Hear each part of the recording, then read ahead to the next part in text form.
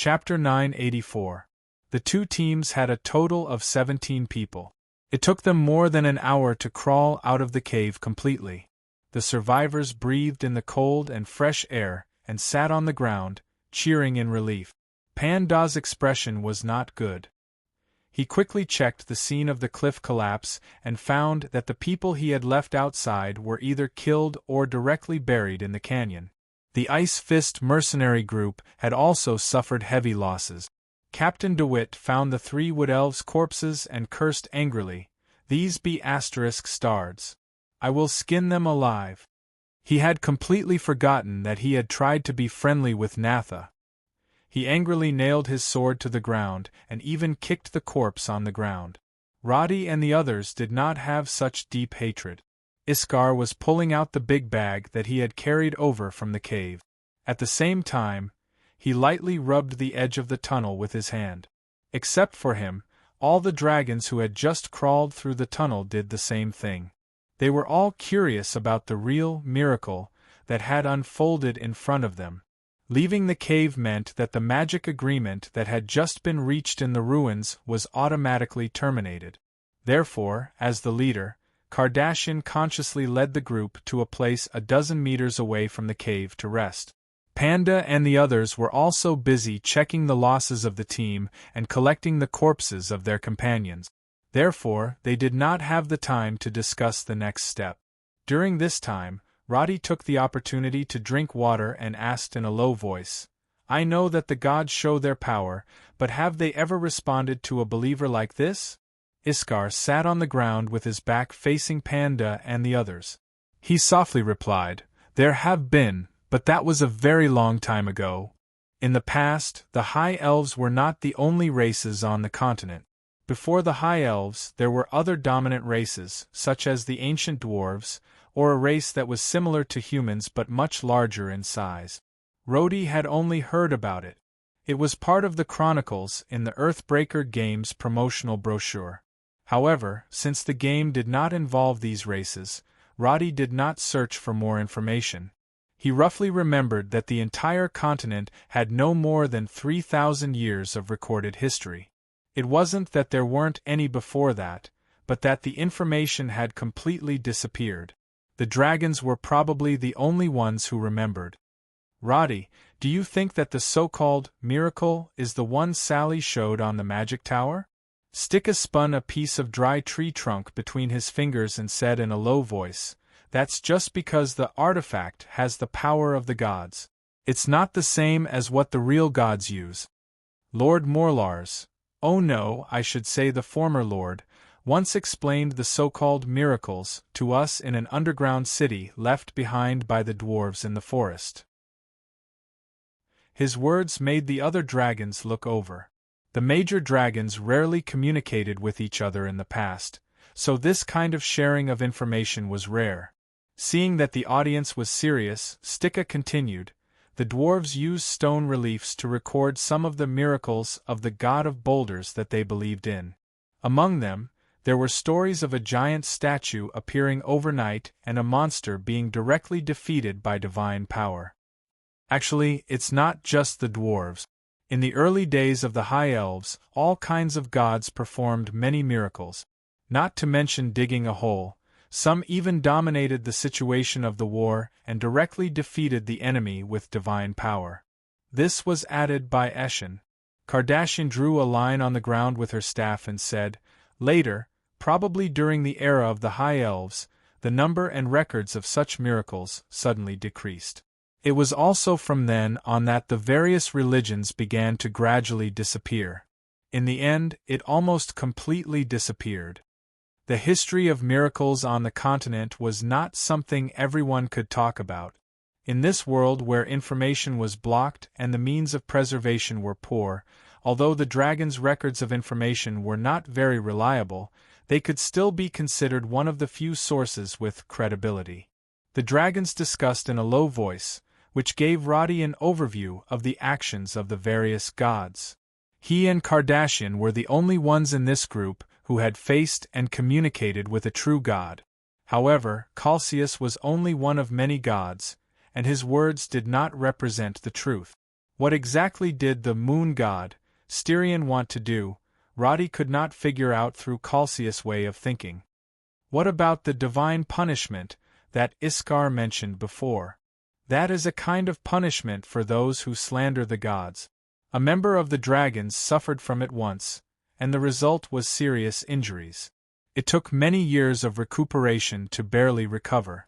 This should be the result of the other party saving face. Rubens squeezed the snow on the ground into a snowball and rubbed it in his hand. I'm not afraid of you laughing at me, but this is an elder of the Black Dragon Hurlo clan. However, he has long returned to the embrace of the dragon god, and in the end, he did not tell anyone what it was like. While they were discussing about the gods in a low voice, on the other side, after collecting the corpses, the mercenaries decided to bury them on the spot. After all, the environment of the silent forest was dangerous, and carrying the corpses was undoubtedly looking for trouble. Lewis cast a spell to dig a deep pit in the ground for burial, and then used a spell to bury the corpses. After that, as the priest, Panda presided over a short funeral, reciting prayers for the mercenaries and their companions from the Holy Assembly to rest in peace.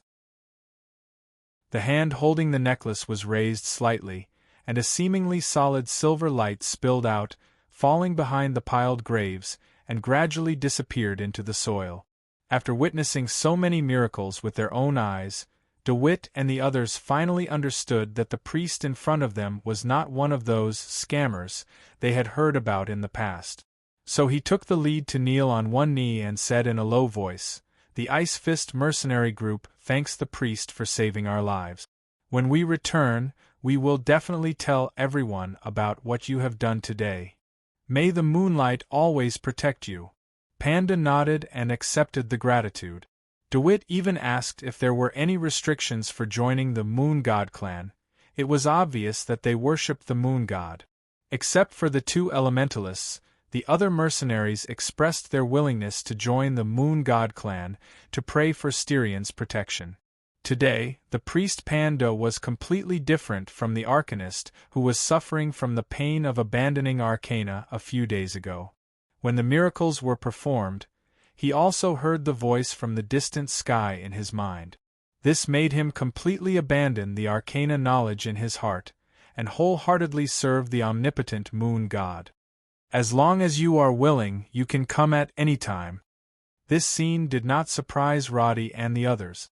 For most people, faith was a kind of blind obedience to the unknown power. After settling down his team, Panda came to greet Julia calmly. "Captain Julia, we have successfully escaped from the forest, and the contract has been fulfilled. To tell you the truth, according to the original plan, we were going to the Wood Elf village to settle the score. But now that we have suffered heavy losses, whether we can walk out of the forest safely depends on our luck." Chapter 985. Although the style of speaking was the same as before, Panda's demeanor this time had obviously changed. Roddy could see that he was calm and confident from the bottom of his heart. In the interface belonging to the system, he also clearly saw that there was a prefix in front of his original priest title, God's Chosen. This prefix was silver, and at the same time, his level and strength had greatly increased. Previously, he was a level 4 priest, but now he had directly jumped to level 25. This kind of leap in growth was really hard to understand, but the biggest difference was not the strength but the attitude of the other party. When they were talking in the ruins, Panda's demeanor and tone were still cautious and tentative, but now there was no such mood at all. He no longer hid his purpose, nor did he disguise his identity, because now Panda had an identity, a believer of Styrian. 16 people in total, it is indeed safer in the forest of silent words. Kardashian quoted a price very unscrupulously, leave within 5 days and 6 gold coins. How about that? This was not an exorbitant price, but a price only offered after understanding the market. Normally, a 5-day escort mission for 7 people would only cost 2 gold coins, but the depths of the Forest of Silent Words were very dangerous in winter, and with a senior rank mage like Julia holding the fort, 6 gold coins was not considered expensive. Panda did not bargain and nodded in agreement, and at the same time, paid 2 gold coins as a deposit on the spot. He did not think that he would have to hire 2 mercenary teams to ensure his own safety on this mission. But what made him feel even more wonderful was that in these 10 days, he had completely completed the choice at the crossroads of his life. Now, he had no doubts about the identity of Julia and the others. After paying the deposit and signing a new contract, Panda became the current supreme leader of these mercenaries. In this way, 5 dragons, a prime minister of the kingdom of Karen, and a wood elf had truly become mercenaries. Their employer, Panda, obviously did not realize what kind of people they were. He just calmly ordered, "Everyone, go down the mountain first. There has been a landslide here, so it may not be safe." DeWitt and Kardashian became colleagues, and they began to assign tasks to each other. Stika and Roddy were arranged to scout ahead, while the others formed a formation. Under the moonlight, they went down the snow-covered road. There were not many accidents along the way. It was already early in the morning, and they were extremely tired. After arriving at the foot of the mountain, they began to set up camp with the simple tents and other supplies they had brought. At this time, Roddy and the others were embarrassed because they did not bring any tent. In the eyes of the dragons, they wanted to live in a warm and comfortable house of their own. It was enough to cast a spell, and they could even build a fireplace. But now, everyone was limited by their identities as mercenaries, so they could only say that the item was lost in the ruins. After that, they gathered as much firewood as they could in the snow and started a bonfire. They found some stones to heat them up and placed them in a shallow pit that could shelter them from the wind. They used the heat to sleep. So he looked worriedly at Natha, who said, "It's okay, I really don't feel cold." But Natha said, "It's okay, I really don't feel cold. With me here, she won't freeze." Kardashian reached out and pulled Natha to the other side of the lit campfire. She said, "The 2 of us will sleep together. Anyway, I'm a mage, so it's not too much to cast a spell to keep warm. You guys make do on your own." "Hey, it's been a long time since I slept in the snow in the wild." Rubens directly lay down in the pit he dug. He did not even take off his hat, he just pulled it down and did not say a word. But in less than 10 seconds, he suddenly sat up, pushed his hat up and said, "Damn it! I can't even sleep?" Needless to say, the other dragons heard the footsteps that were approaching from afar. Kardashian's expression did not change. She just said to Natha, "Don't run around later, just follow me." Roddy glanced at the map, which clearly showed the number of enemies. He glanced at it and did not take it seriously, because it did not matter how many came, because the existence that could pose a threat to their team in the Silent Forest had not been born yet. But Roddy felt that something was wrong, but the situation was urgent, and he did not have time to think about what the problem was. He hurriedly asked in a low voice, "Everyone, continue with the plan?" This was to continue to observe the effects and details of Panda's divine spell. Iskar and the others nodded quickly. Reuben seemed to be addicted to acting and agreed the most quickly. "Of course we continue. By the way, how far are we going to fight?" They could not just pick up a rusty knife and slash the whole place, anyone would be able to see the problem. Roddy pointed to DeWitt, who was not far away, and said, "Just act a little better than him. Don't show any flaws." Hearing this, Reuben smiled and turned to look at Stika. "Let's see who's better at acting? You're always adding drama, I can't be bothered to compete with you." The 2 began to bicker out of habit again, but Iskar looked at the machete he had brought. "This thing won't break when we use it, right? If it breaks, then it breaks. I can just make do with it and cut people." Kardashian glanced at the dark forest in the distance again. It's 200 meters, let's give them a warning, or else we'll suffer heavy losses and it won't be good to act. Okay then just as Roddy was about to get up, he was stopped by Eshin. Prime Minister, let me do this. At this moment, Roddy understood that his relationship with this group of dragons was finally one step closer than ordinary friends. Iskar and Stika were pretending to be sleeping at the side. The first sentry at night was DeWitt's people, so Eshin acted as if he was about to pee, went over to greet the mercenaries on sentry, and then strolled further away and began to untie his belt in front of a tree. In Eshin's vision, this group of strange wood elves were already more than 50 meters away from him, and he was about 40 meters away from the center of the camp. Nearly 100 meters should be enough for this group of people to prepare for battle.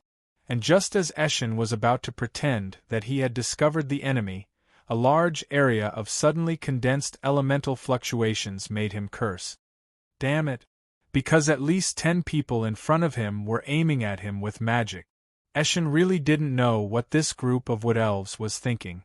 The main force was still inside, and there was no need for so many people to cast a spell to deal with a lone soldier outside. But at this time, he didn't have time to complain about the enemy, so he simply turned around and ran.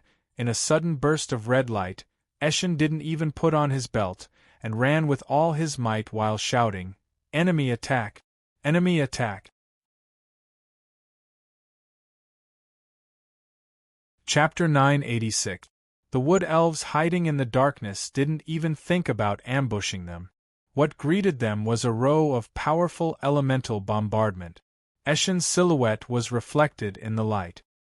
He ran towards the camp in a panic, as if aware of the destructive attack that was about to come from behind him. As the meteor-like light fell, he leaped towards the back of a giant tree beside him. The sentries only saw this scene, and then they heard a loud explosion. Boom, boom, boom. Everyone knew that the enemy was coming without any warning. The wood elves' elemental attacks weren't formed spells like the fireball spell. Instead, they were simple elemental attacks, mixed with various elements. To put it bluntly, they were the most primitive form of spell attack. The fireball spell used by normal mages needed to condense, shape, and push the fire element forward. It also required an explosion after the collision. However, the wood elves' attacks weren't that complicated. The explosion after they hit the ground was completely caused by the instability of the element itself. The power was simply incomparable to the fireball spell of the same level. However, even if the wood elves' spells were weaker than those of the same level, they had the advantage in numbers. Under the bombardment of a dozen or so light beams, 3 giant trees were broken on the spot. Countless snowflakes fell from the impact, as if it was snowing heavily. Eshin's figure disappeared. However, because he was standing far away from the camp, the spells didn't cause any damage to the mercenaries in the camp. The explosion made the mercenaries who were lying in their tents crawl out in fear. When Panda stood up with the necklace in his hand, Kardashian had already raised her wand and pointed it at the sky. The light of the illumination spell instantly illuminated the entire battlefield. However, they only had time to confirm the enemy's position. The wood elves had already rushed to within 40 meters of them in the falling snow. What greeted them was a wave of arrows. Find cover. Following Kardashian's shout, she slammed her wand on the ground under her feet.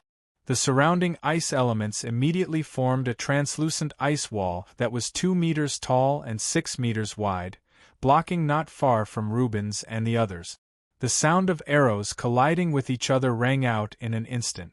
Rhodey and the others were facing the wood elves. That was why the first wave of arrows and sorcery attacks were directed at the few people around the bonfire. Kardashian's decisive spell bought Panda and the others a few seconds to react. As the commander, Panda immediately shouted, "Find cover and counterattack with arrows and magic. DeWitt, bring your men and wait for my order before attacking." As soon as he finished speaking, the wood elf released another round of elemental attack. From a tactical standpoint, these wood elves were foolish. That was because they had no place to use their strength. The new recruits who had just entered the battlefield would often use all their strength when swinging their swords and sabers without thinking about blocking or counterattacking. This group of wood elves was obviously doing the same. In order to deal with a sentinel or a simple magic barrier, more than 10 people had to cast spells at the same time. Seeing this, Panda's heart inexplicably calmed down. This kind of battle directly revealed that the enemy was a rookie. As long as they could hold on for a while, there would be a gap in their attacks, and his mercenaries would then find an opportunity to counterattack. He had already fought against this group of wood elves once before. Although it was a short time, as a former arcanist, he had roughly figured out their attack style and nature. DeWitt, wait for the opportunity. By the time he hid behind a tree, the ice wall that Kardashian had cast had already been shattered by his spell. However, the whole team had quickly found cover. In a few seconds, Panda's first divine spell was also released. Silver light bloomed, and a faint halo appeared in front of every mercenary. They didn't know what it was, but the second round of attack from the wood elves had left them no time to think. Without a break, 3 consecutive waves of spells began to bombard the back of the giant tree that they were hiding in. When the impact and tremors caused everyone's vision to be filled with falling snow, they realized that this group of enemies was stronger than they had imagined. There were clearly more than 20 of them, but after surrounding the campsite, they began to bombard the camp with spells. There were only 3 mages in this mercenary group, and facing more than 20 spellcasters was really difficult. Even though Panda and another priest were trying their best to resist, they couldn't withstand this attack that seemed to have unlimited magic power. Damn it. What's going on? Lewis was a mage who had faced wood elves before, and he found that the strength and speed of these guys' attacks had obviously increased by a large margin. In the continuous bursts of light, he was bombarded continuously, and the magic staff in his hand finally couldn't withstand the magic power consumption and shattered on the spot. In the midst of the chaos, this group of mercenaries didn't just hide behind the tree and do nothing. 7 or 8 arrows were shot consecutively, and finally, one of them succeeded, bringing with it a blood-curdling scream. Roddy held his own short bow, and at this time, according to the attack speed of a normal archer, he shot the 3rd arrow. He didn't hold back when he aimed, but in order to not expose his strength, he attacked the chest of the wood elf instead of the head.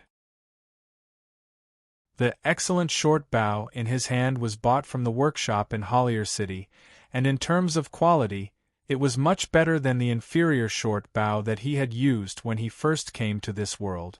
But this bow only had a base level of 15 and the upper limit of damage was about 230 points. Usually, Roddy used the epic grade short bow that Lord Victor gave him. In the case that the special effect was not triggered, the upper limit of this bow was about 30 times higher than the upper limit of this bow. Using a hunting arrow with extremely low lethality, even though the target was only 40 meters away, the arrow's trajectory was still extremely obvious after it was shot out. He was sure that he had hit 3 targets, but there was no doubt that these guys who were shot did not seem to be injured at all. They were still standing there, casting spells. The wood elf that let out a blood-curdling scream was shot down by Natha. After all, she didn't change her bow, and in the face of such a sudden attack, Natha didn't even think of holding back.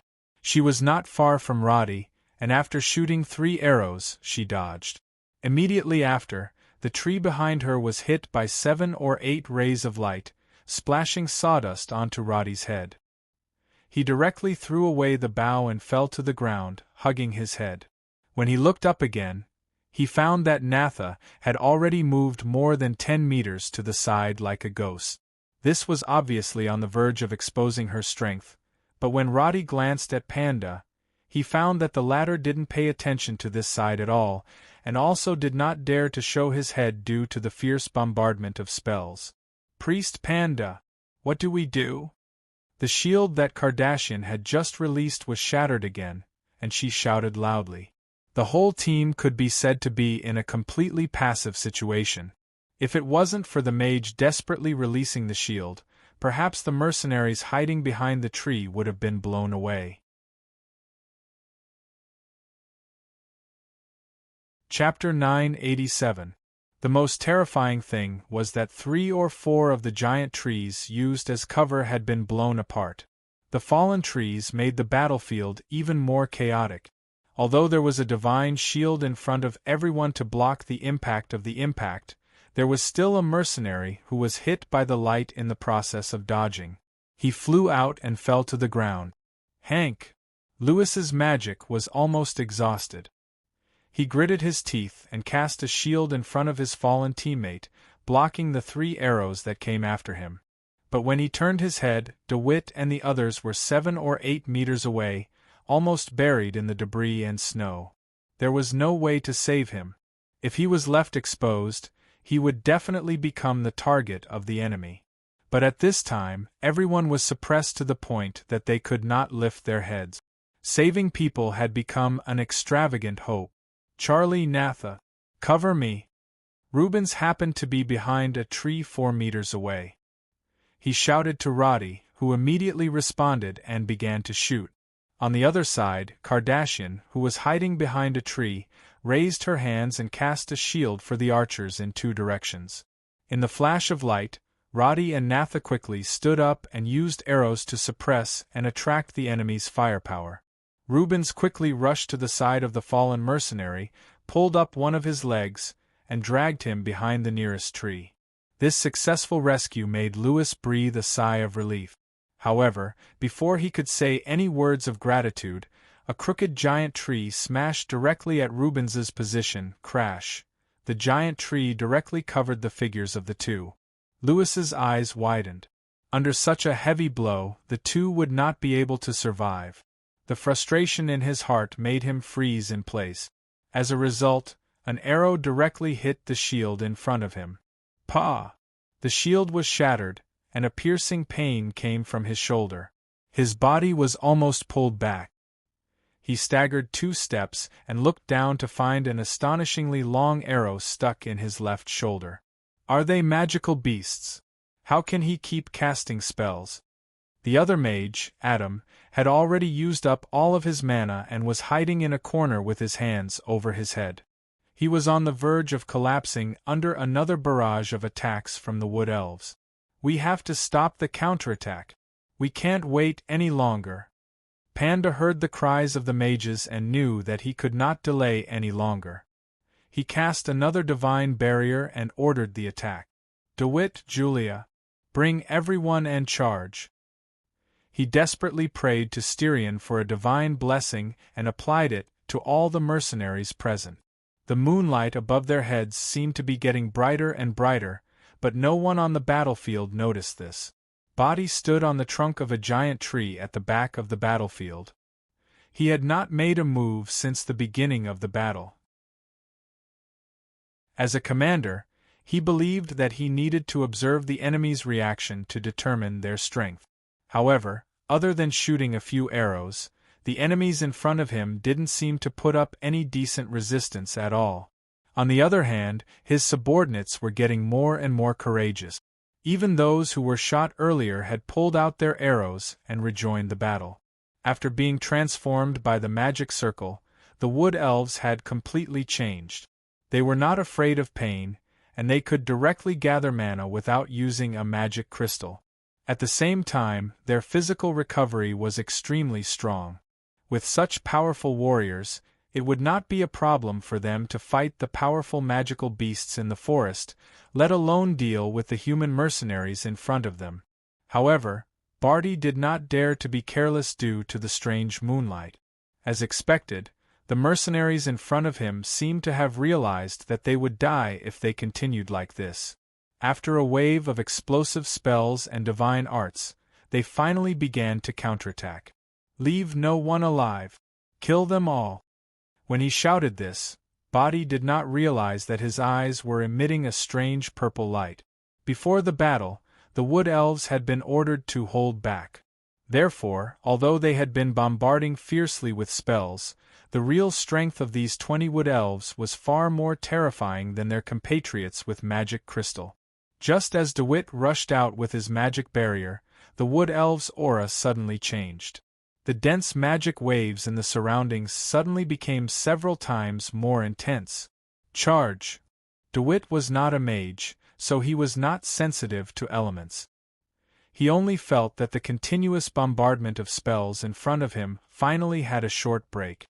At this time, he led all the close combat forces to press forward. Among them were his own mercenaries, and the original Holy Assembly's arcane warriors. With 2 short spears as the lead, this small team of 5 directly launched a frontal charge under the cover of Lewis's frost arrows. Behind them, Iskar, Stika, Roddy, and Natha also followed with weapons in hand.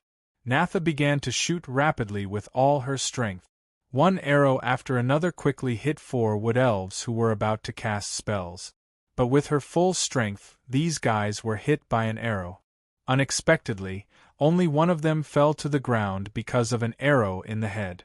The others reached out to pull out the arrow in their chest or shoulder, and continued to cast spells without stopping. Boom!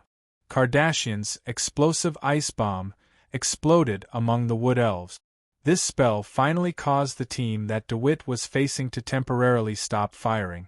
Holding a long sword in hand, he gathered his battle aura. His body suddenly exploded with a pale yellow light, and then his whole body turned into a shadow as he strode into the wood elves' camp. Battle aura charge was the most common skill used by swordsmen. The magic barrier and divine spell in front of him blocked the wood elves' arrows. After rushing into the camp, he raised his sword and slashed at the figure closest to him. Die! The longsword slashed through the air, but this wood elf did not dodge in panic as expected. Instead, he easily blocked DeWitt's attack with his short sword. The yellow light condensed from the battle aura exploded, and the additional strength and impact were all released. Captain DeWitt himself had the strength of advanced to level 6, which was already above the middle level in the mercenary group. But such an all-out attack didn't even make his opponent take half a step back.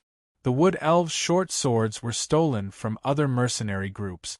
Logically speaking, short weapons and heavy swords shouldn't be able to fight head-on. Therefore, the current situation clearly showed that this wood elf's strength was higher than DeWitt's. Captain DeWitt immediately changed his attack, but the wood elf was faster. After blocking his second attack, he raised his foot and kicked his stomach. The huge force caught DeWitt unprepared, and he immediately took a few steps back. He had rich combat experience and knew that this kind of enemy was difficult to fight, so he immediately used the momentum to pull away. At this time, his teammates also joined the battle. DeWitt took a deep breath and gathered all the strength in his body again. Together with several people beside him, they raised their swords and charged forward. The enemy didn't have an overwhelming advantage in terms of numbers, so DeWitt believed that they still had a chance of winning this attack. Divine spell halos and magic barriers kept flashing in front of him, which proved that the mages behind him were doing their best to support them. Although he didn't have a shield in his hand, he had a double shield of magic and divine spells. The first 3 attacks of a frontal attack were extremely advantageous. The big sword slashed down again. The wood elf in front of him chose to dodge, but Soria, who had great teamwork with him, just happened to block the elf's path with his curved sword. The blade of the sword immediately slashed the elf's hurriedly raised arm. Crack. The blade of the sword stuck in the bone, causing the opponent's short sword to fall to the ground. However, it didn't directly cut off the elf's arm. But on the battlefield, this meant that the opponent had basically lost the ability to resist. DeWitt took advantage of the situation and stabbed forward. But just as the sword was about to pierce into the opponent's chest, he saw the wood elf raise his palm at him with a ferocious expression. Bullshit! An orange light lit up. DeWitt only had time to curse one word before a violent attack suddenly exploded in front of him. Amidst the loud noise, the magic shield and the divine enchantment were all shattered, and he flew backward on the spot. Although there were not many wounds on his chest and face because of the armor and the shield, the shock was completely unbearable, and he directly passed out. Soria, who had just helped him, didn't have time to look at the captain. He took the opportunity to kick the elf's knee and then tried to press him to the ground and stab him again. But he found that he couldn't hold this extremely strong wood elf down at all. The enemy in front of him was completely different from those who were as thin as wooden poles. Just the muscles on the elf's arm were more than 2 times thicker than his own, and when it struggled, it was as terrifying as a tiger. Before Soria could stab him again, he was thrown to the ground on the spot.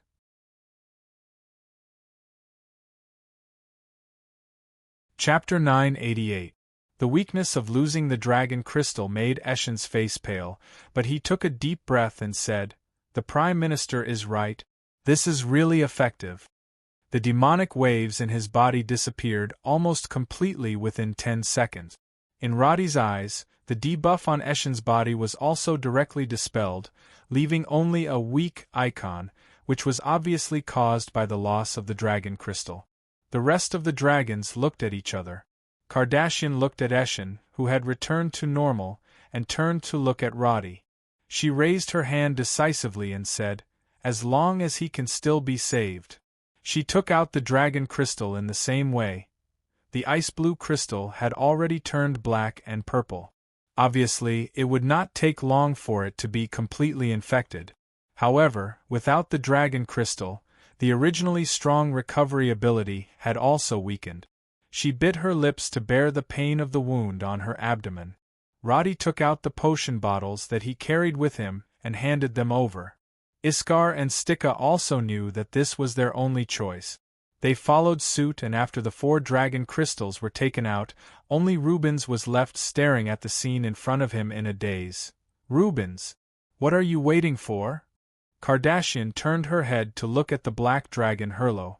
The latter's eyes were staring at the different colors of the dragon crystal, but all of them were dyed black. His eyes were full of hesitation. However, Iskar slapped him directly and said, "Wake up! You can make up for the loss of power, but if you lose your rationality, you will no longer be you." Iskar's strength was much weaker, but Rubens still recovered from the slap. He glanced at Body in the distance, and while taking out the dragon crystal, he gritted his teeth and said, "I must tear this guy into pieces. I must." Roddy could understand this feeling. Marinthra gave up the dragon crystal and the identity of dragons because she wanted to avoid the endless pursuit of the other dragons. She endured humiliation to preserve her life so that one day she could return with revenge. The hatred behind making the dragons give up their own power was definitely not as simple as words said. Roddy did not expect the 5 dragons to collectively abandon the dragon crystal because of such a coincidence, but from the looks of it, this was indeed the only way out of this hopeless situation. And just as they quickly took out the dragon crystal, Body had mostly recovered from the pain of his eye being shot, but the firepower of the Hersino magic tower was far more rapid than that of the 5 dragons. As a demigod, the Grand Arcanist had strength comparable to that of the dragons, and the magic tower he built was equivalent to displaying his own strength in a multiplicative way. If Edith's combat power was close to that of the Dragon Elders when she was alive, then with the magic tower, she could easily deal with the attacks of the 5 dragons and remain calm. Now facing Body, the magic tower's rays of light and attacks were very orderly, so Body was always in a passive position. Body, who wanted to get up, was confused. He had just fought against the 5 dragons and was not defeated, so he was already full of confidence, but the facts in front of him told him. Demigod's strength and demigod were ultimately different. This was like giving a powerful crystal cannon to a 3-year-old child. It was easy to pull the trigger, but where to aim was a big problem. Body was knocked back and forth by the arcane technique field attacks coming from all directions. He howled as he tried to defend himself, but his hands kept hitting thin air. Although Edith was in a soul state, her combat experience was still there. In the face of this nouveau riche opponent, she was like a patient hunter, slowly exhausting him. She also knew that it was difficult for the magic tower's strongest attack to cause fatal damage to the opponent, so she could only wait for the opportunity to find a flaw. However, in order to exhaust the monster in front of her, while controlling the magic tower, she also began to project, according to Roddy's method. The dragons who were still resting in the entertainment area, ward area, and even the canteen suddenly saw the situation outside the magic tower from the crystal slabs around them. They were confused at first, but when they saw the 5 dragons not far away taking out the dragon crystal to protect themselves, these dragons who used to laugh and be lively instantly quieted down. Quio and Morales quickly asked. When they heard Edith's explanation, they immediately found the 18 strongest dragons and went straight to the core room, standing on the magic circle to provide energy to the magic tower. Outside the door, the rest of the dragons were also ready, waiting to be replaced at any time. After solving the energy problem, the Hercino magic tower's attack immediately became fierce. Body seemed to be imprisoned in an invisible cage, unable to advance or retreat, and his struggle was futile. Facing the multifaceted arcane force field that was squeezing in front of and behind him, he seemed to have endless strength. As he swung his fists randomly, the sound of elements breaking rang like muffled thunder. However, every step he took to get closer to the magic tower took him more than 10 seconds. And only 60 or 70 meters away from him, Roddy was helping Kardashian, whose abdomen was seriously injured, to stand up and said, "Run as far as you can. The farther, the better." Rubens was the most seriously injured. One of his arms was broken, and his upper body was full of open wounds. But because his legs were fine, it was not a problem for him to escape at this time. Stika and Eshin were in a bad state because their dragon crystal was only taken out after they were completely infected. At this time, they were so weak that they could barely stand. Seeing this, Iskar directly carried Stika on his back and said, "Let's go." Eshin was carried by Rubens, and Kardashian could not even stand straight because of the serious injury on her abdomen. Roddy felt that the 5 dragon crystals should not be near Body, so he picked them up and stuffed them into the arrow quiver that he carried with him. Then, he directly carried Kardashian by the waist. In this situation, the other dragons did not think much and quickly ran away from Body. The surrounding trees had all fallen and broken in the explosion. In the open field of vision, the figures of Roddy and the others were very conspicuous. But at this time, Body had completely lost his mind. He did not pay attention to the few people who had just fought with him. All he wanted to do was to destroy the Hercino magic tower in front of him. Damn it! Damn it! He waved his fists frantically, hitting the invisible arcane force field in front of him in vain. However, at a certain moment, Body's fist suddenly lit up with a purple light. With a buzz, the polygonal arcane force field that he touched instantly disintegrated. This scene made Edith, who was in the magic tower, immediately narrow her eyes. Standing on the magic circle, Kyo looked at the crystal wall and exclaimed, "The power of the law? Has he broken through the barrier of demigods?" Morales shook his head and said, "No, he has not completely mastered it," because on the screen, Body himself was also stunned for a few seconds. When Edith controlled another square arcane force field and smashed it towards him, he raised his fist to hit it again, but was forced back a step by the recoil.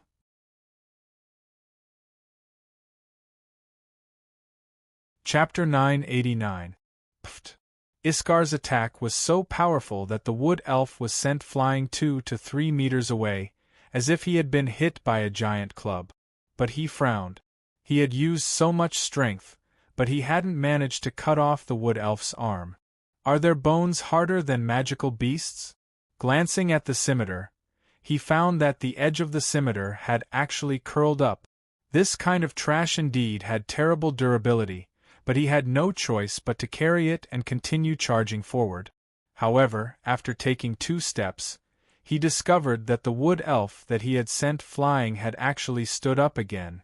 There was a huge wound from the wood elf's left chest to his shoulder, and blood was gushing out. But there was no expression of pain on his face. Instead, he lowered his left arm and continued to charge forward with the short sword in his right hand. Iskar knocked away the short sword and used the hilt of the wood elf's scimitar to hit the wood elf's face. With a bang, half of the wood elf's face was smashed. But the impact made Iskar feel strange. The enemy's skull was obviously harder than he had imagined. And when the wood elf's head was smashed back, he raised his hand and condensed an elemental attack again, aiming for Iskar's chest. He frowned and reached out, making the wood elf's hand aim at one of his companions who was fighting with Stika. With a bang, the wood elf was sent flying. Iskar then twisted the wood elf's neck, and with a crack, twisted the wood elf's head a full circle. After such a heavy injury, the wood elf finally died and fell to the ground, unable to get up. Are these guys made of iron? Why can't I cut them? The enemy in front of Stika had been blasted away. He gripped his sword and turned to ask Iskar. The red dragon shook its head. I don't remember wood elves having this kind of ability. No matter what they do, hold them off. Roddy's voice came from behind. He had shot 3 targets at close range with his short bow, but the 3 continued to fight with arrows stuck in their bodies. They didn't seem to be affected at all.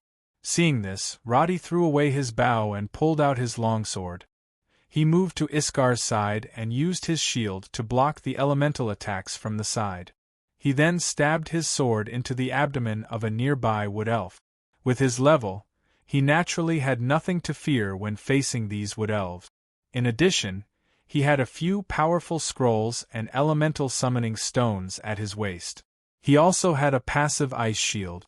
The other dragons were not worried that he would be in any danger. However, the wood elf who had been pierced by Roddy showed no fear. He raised his hand and was about to cast a spell at Roddy. Iskar reacted quickly, grabbing the opponent's arm and lifting it up. Elemental shock flew straight up, hitting the tree trunk at the side, shaking off countless flying snow. At this time, Rubens had climbed out from under the giant tree that had just collapsed. He was covered in snow. He directly knocked away an enemy from the side. When he picked up the weapon on the ground and was ready to join the battle, he found that the Ice Fist mercenaries in front of him were losing ground. Half of them had fallen. There were a total of 16 people in their team. 1 wounded soldier was unconscious after being rescued by Rubens. 3 elementalists and 2 mages were desperately casting spells at the back. The 10 people in front of them were facing the attack of the unimaginably powerful wood elves. Their momentum only lasted for 20 seconds before they showed signs of collapsing. The fundamental reason was that these wood elves were not afraid of close combat at all. Although they didn't wear any exquisite armor, they didn't feel any pain, just like the undead. The power of elemental shock was not strong, but it was fast enough to cast spells. Plus, they were extremely strong. When they fought, they were like monsters in human form. Even though they weren't skilled in martial arts, they still had an overwhelming advantage. Through the window, Roddy confirmed that these wood elves were all above level 15. In terms of quantity and quality, they completely crushed the Ice Fist mercenaries, whose average level was only level 3. If it weren't for Iskar, Stika, Roddy and Rubens, who killed 3 enemies, this kind of attack would only lead to the annihilation of the whole team. Although the 4 of them could withstand the attack, they couldn't stop DeWitt and the others from collapsing. Because the vanguard was not strong enough, the protective magic that Panda desperately cast at the back was not very useful. At most, it could only slow down the speed of the collapse of the team. In this situation, Lewis began to overdraft his magic power. The blood vessels in his temples were bulging, and his face was a little blue. After forcibly casting 4 small fireballs in a row, he finally couldn't hold it anymore and collapsed to the ground.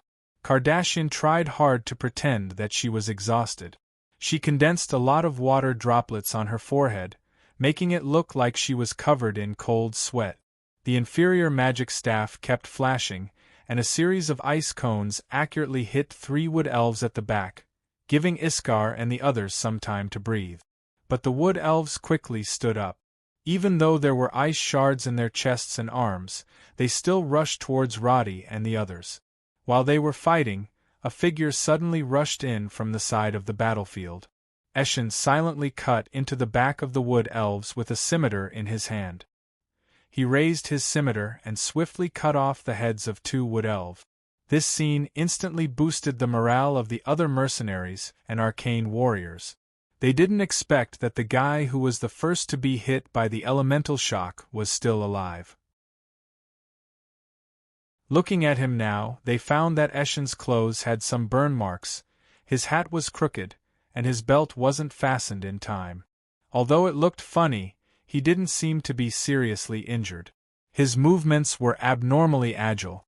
After killing the 2 wood elves, he grabbed a headless corpse and used it as a meat shield to block 2 arrows from the side. Then he shouted angrily and threw the corpse away. The strength was so great that it directly knocked over the nearest wood elf, making him unable to get up for a long time. "You want to kill me? It's too early."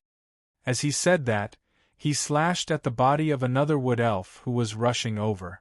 The blade of the wood elf's short sword was immediately deformed, and the sturdy wood elf took a few steps back. Roddy, who was rushing over, took advantage of the wood elf's weakness and pierced his heart from the side of the ribs, killing him on the spot.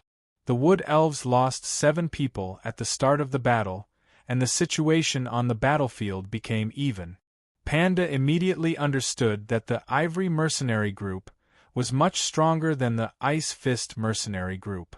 It was just that he didn't realize how strong this group of people was.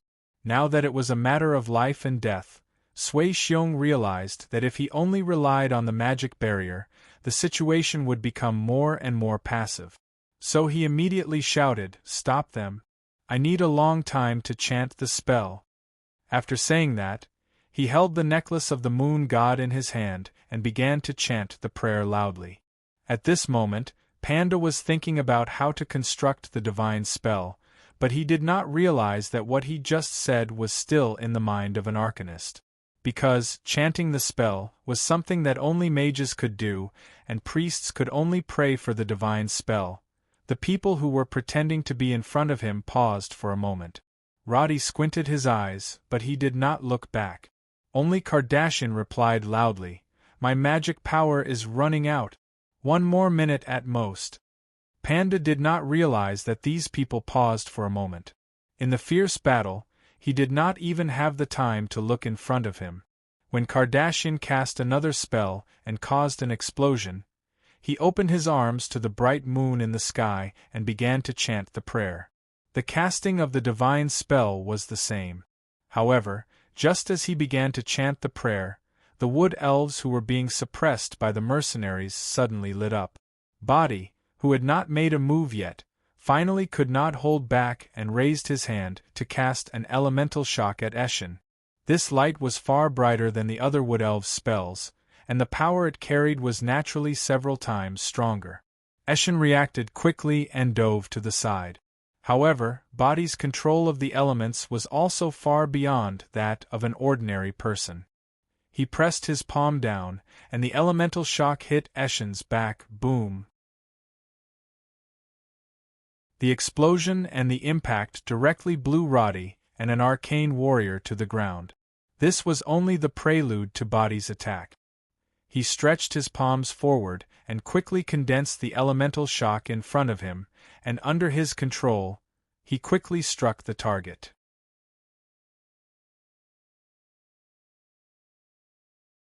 Chapter 990.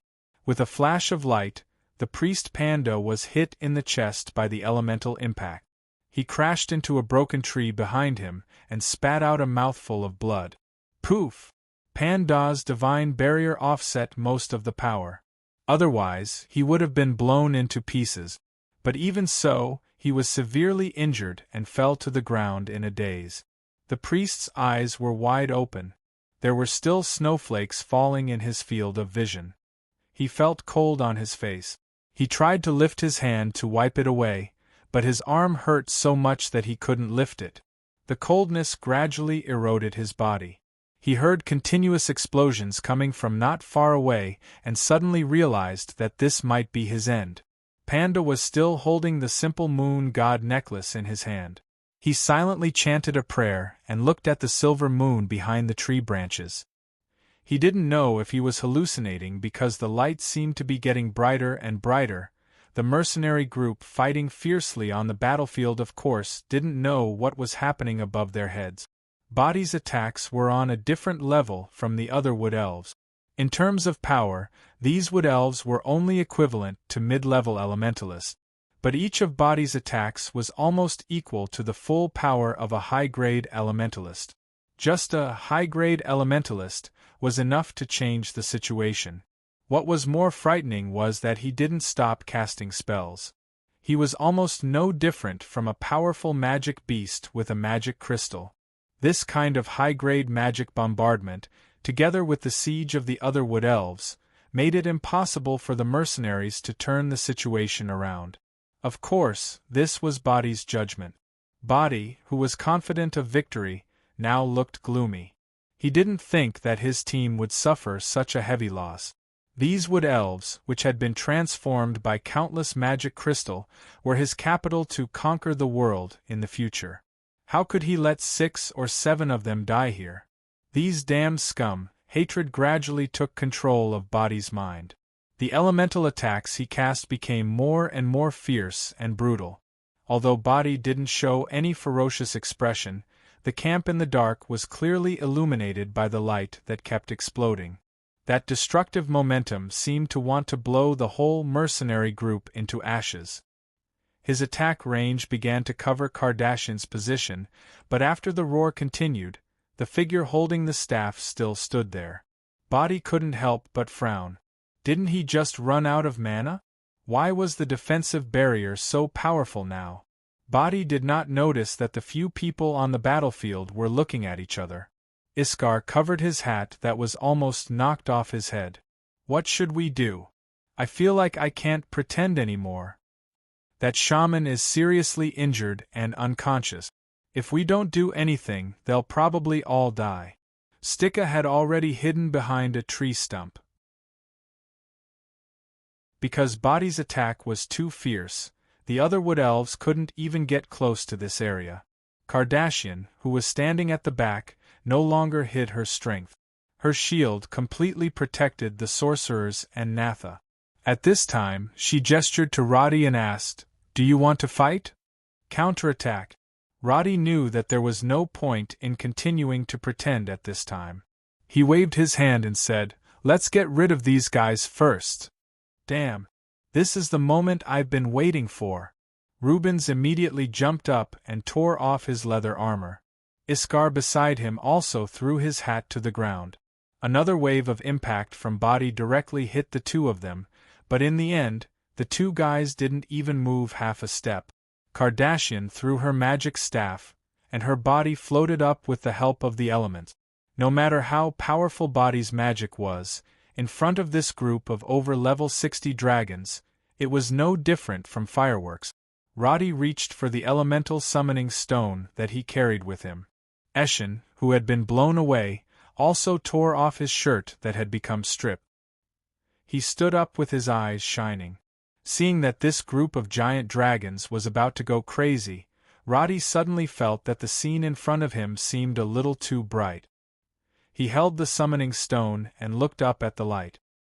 He just happened to see a circle of moon suddenly spread out in all directions, and then a beam of white light shot straight to the ground, instantly turning the battlefield. He was into a vast expanse of white.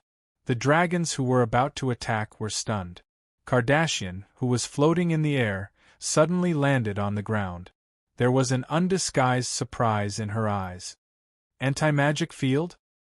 Hearing her words, Roddy immediately looked down at the elemental summoning stone in his hand.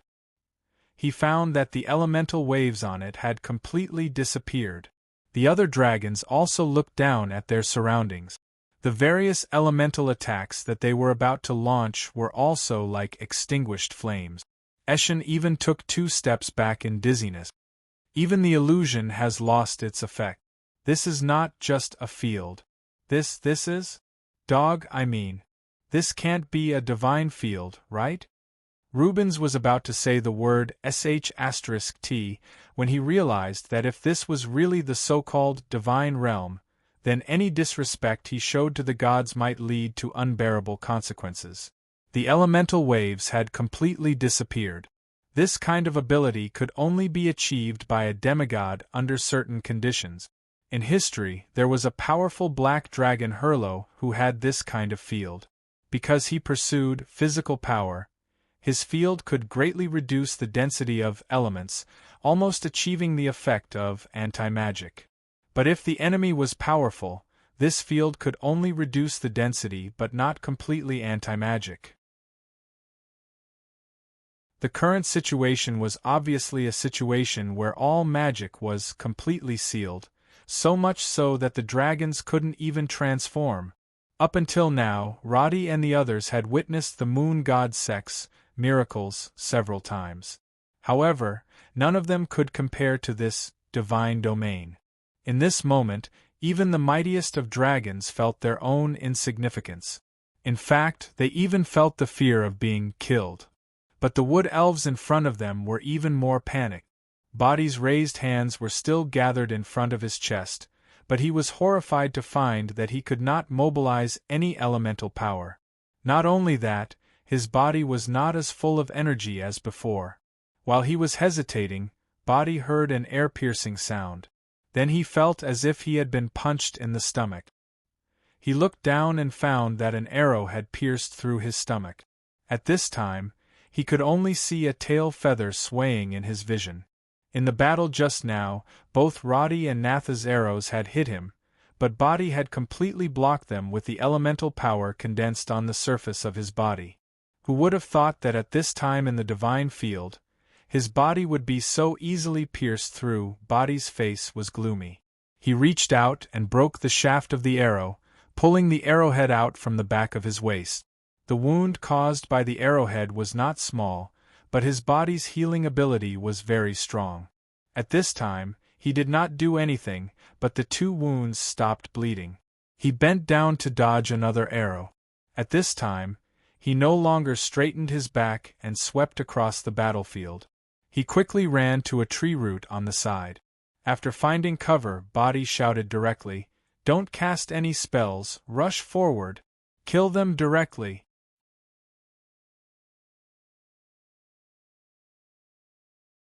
Chapter 991. In this situation, the mages who didn't seem to have any melee combat skills were useless. Only 7 or 8 mercenaries were left who could fight. Body looked at his subordinate. Other than the ones who had fallen, there were at least 15 strong warriors left. With twice the number of people, they could definitely defeat them. Quick! He pulled out the long sword hanging from his waist and rushed towards Eshin with the other 3 beside him. But after running a few steps, they were surprised to find that the human mercenaries who had been knocked down had actually stood up. Under the silver light falling from the sky, the wounds on their bodies quickly healed, and their physical strength quickly recovered. Captain DeWitt stood up with a dumbfounded look on his face. Seeing Body and the others coming towards them, he immediately shouted, "Charge!" The mercenaries and arcane warriors who had been seriously injured quickly closed in. Everyone knew that this was the effect of the Panda priest's divine spell. Taking advantage of the divine spell, the mercenaries quickly formed a simple formation with 2 rows in front and back. Under DeWitt's lead, they walked towards Body and directly past Iskar, Eshin, and the others to take the lead and fight the wood elves. The appearance of the divine miracle turned the tide of the battle once again. This time, DeWitt and the others found that their strength had greatly increased, and their physical strength seemed to be unlimited. Facing the attacks of the wood elves, even if they were hit by swords, their wounds would quickly heal, and they didn't even feel any pain. All of this increased the morale of the mercenaries. Even without the help of Roddy and the others, They could see that the wood elves were continuously retreating. The divine domain caused the strength of the wood elves to continuously decrease. After swinging his sword a few times, Bodhi found that the speed of his physical strength consumption was far beyond his imagination. Even though the wood elves under him fought bravely, after a few rounds, they were cut down by the enemy due to their slow movements and lack of strength. Although he didn't understand what was going on, he knew that if he continued like this, the situation would only get worse. Roddy and the others stood on the periphery of the chaotic battle. At this moment, the situation was rather awkward. Rubens's clothes were torn, and Iskar's hat had fallen to the ground. In the end, before they could even show their might, the battle inexplicably turned around. Stika, who had failed to transform, was the first to react. He bent down to pick up the hat on the ground. What should we do? Roddy really didn't expect that he would encounter something that only appeared in legends like the God's Domain. What made everyone speechless was that the dragons in the God's Domain could neither cast spells nor transform. Even if they wanted to expose their strength, they could only let others see that they were slightly stronger. Well, put on your clothes and let's continue acting. Roddy did not believe it either. Let's see what other tricks he has up his sleeve. As he spoke, he pushed his hat askew. The surrounding dragons quickly changed their original expressions and began to pick up the clothes that they had just torn or thrown away. Rubens's coat had already been torn to pieces. In this situation, he muttered helplessly, "If I knew this would happen, I wouldn't have torn it. Where am I going to find clothes to wear?" His upper body was completely naked, and his strong muscles were exposed in the cold air. It was really too eye-catching. Eshin looked very similar to him. The two looked at each other and helplessly picked up the weapons that had already been deformed. They turned around and caught up with Roddy's footstep. Together, they joined in the charge against the Wood Elves. At the back, Kardashian naturally couldn't go up with weapons. She turned her head to look at Panda and found that another priest was looking after him. This priest, who had asked the god Styrian to create the god's domain, was now unconscious. Coupled with the noise of the battlefield, they obviously didn't notice the actions of Roddy and the others just now. "How are you guys?" Kardashian shouted. Lewis was hiding behind a tree after being shot in the shoulder. At this time, he poked his head out and said, "I can still hold on. I'm fine." Adam was hiding in a deep pit more than 10 meters away. He raised his hand and waved. "I'm still alive." After confirming the position and status of these guys, Kardashian looked up at the sky. The dazzling white light had begun to dissipate. The state of the god's domain was different from any spell that she had experienced before. While the others were busy fighting, perhaps Kardashian was the only one present who was fully focused on understanding the power of the gods. When she closed her eyes for a moment, the sound of the battlefield gradually quieted down. When she opened her eyes, the effect of the illumination spell that she had cast before had also begun to dim. The wood elves in front of her had begun to retreat, and at this time, they were quickly retreating into the distance. After they entered the darkness, DeWitt seemed to have gone berserk and was about to chase after them while roaring. However, he was shouted back by Roddy. "Are you guys crazy? Trying to catch up with the wood elves in the forest?" These words quickly extinguished their anger. The mercenaries who were already scattered in the formation all stopped moving. At this time, there were only about 10 people left in the line. Roddy pretended to be panting and looked back at the ground. Other than the wood elves, there were still several mercenaries lying in a pool of blood. Obviously, the Ice Fist mercenary group had suffered a heavy loss this time. Basically, only a few people were left alive. This was what a real mercenary group had to face every day. Comrades who were chatting with each other a second ago might die in front of them the next second. As giant dragons, Iskar and the others knew that humans were far weaker than them. But being in the middle of the whirlpool, seeing the survivors angry and sad, Seeing the comrades who had fought side by side with them lying in the snow, they still felt a little sad. Although dragons claimed to be superior creatures, they were not so rational that they had no feelings. At this time, the battle was over. Mercenary Soria turned around and saw Rubens was shirtless. He immediately shook off the snow on the ground and covered him with a blanket. "Don't freeze. You can die if it's too cold." Rubens, who was a little stunned, took the blanket and said, "Thank you," which was rare. But Soria didn't say anything. He limped towards his fallen comrade.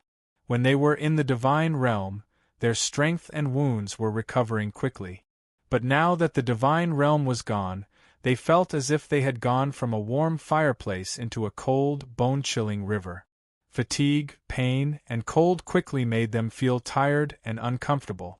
The mages no longer had enough magic power to cast the illumination spell.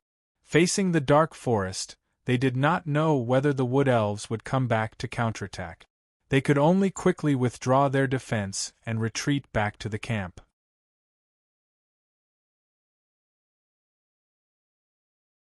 Chapter 992. Body was still standing there. The illumination spell cast by Kardashian was gradually weakening, but Iskar and the others could see that this behemoth-like demon was now exhausted. There was a huge hole with a diameter of 3 meters on his left chest, which ran diagonally through his whole body. The purple mist around him had completely disappeared. Body's face was scorched black and full of cracks. At this time, only his mouth was slightly trembling. Bang! An armor-piercing shell penetrated his head and smashed Body's skull on the spot. Natha clenched her teeth and kept pulling the trigger. Her face seemed to have recovered, but her neck and shoulders were still covered with dark green scales.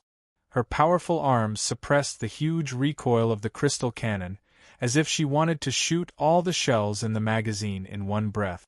Body's defense was rapidly weakening. After his head was hit for the 5th time, his huge head was almost directly blown off by the armor-piercing shell. In the midst of the brains splashing, this huge demon slumped to the ground. His heavy body even caused a corner of the platform where Natha was standing to collapse again. His muscular body quickly shrunk, as if his nutrients were sucked dry by some strange force. Black smoke began to spread around, and the power that originated from the gods also faded. In less than 10 seconds, Body had turned into a huge mummy. His skin and flesh had dried up and turned black, and there were even pieces like embers floating in the air. At the same time, the Hersino magic tower was recharged with energy, and the tottering magic tower finally landed not far away. But Natha did not let down her guard. She was still holding the crystal cannon. After confirming that Body was no longer breathing, she turned her head and looked behind her. Panda and the others were still alive, but their ears were bleeding because of the violent impact. The demonic aura in her body should be under control, but when she looked down, she saw her mutated limbs and skin. This mutation made her feel that her body was full of strength, but the unnatural image brought about an indescribable panic. She swallowed and quickly looked up to the other side of the battlefield. When she saw Roddy standing there in strips of clothes, she breathed a sigh of relief and sat down on the ground. The Hersino magic tower began to scan the battlefield with rays of light. Finally, after confirming that the demonic aura around them had disappeared, more than 10 dragons flew out from the top of the tower. They immediately landed around the bunker where Kardashian and the others were hiding, wanting to check the situation of the 5 dragons. However, the 5 of them, including Rubens, stood up and waved their hands to reject the concern of their brethren. They collectively walked to where Roddy was. The night sky was once again illuminated by the illumination spell cast by the magic tower. Under the light, Roddy's appearance looked quite scary. The leather armor on his body had completely shattered, leaving only the lining that was originally used as underwear. The linen clothes had also become strips of cloth under the impact. A part of Roddy's hair was burnt, but to everyone's surprise, other than that, there was not a single injury on his body. At the moment when the impact hit, Roddy used all his life-saving measures. It was reasonable to say that the Ring of Pardon should be able to withstand all damage. However, in the face of Body's almost godlike rule impact, this shield did not play any role. In the blink of an eye, it was annihilated, and even the ring itself suffered a destructive blow.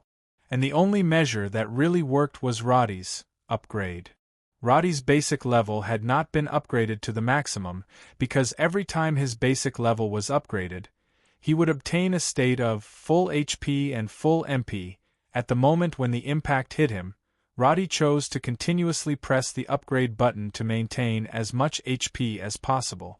Obviously, this method worked. Body's attack method was not a single-target spell. The tsunami-like impact was more like an AoE spell for Roddy that continuously reduced a large amount of HP.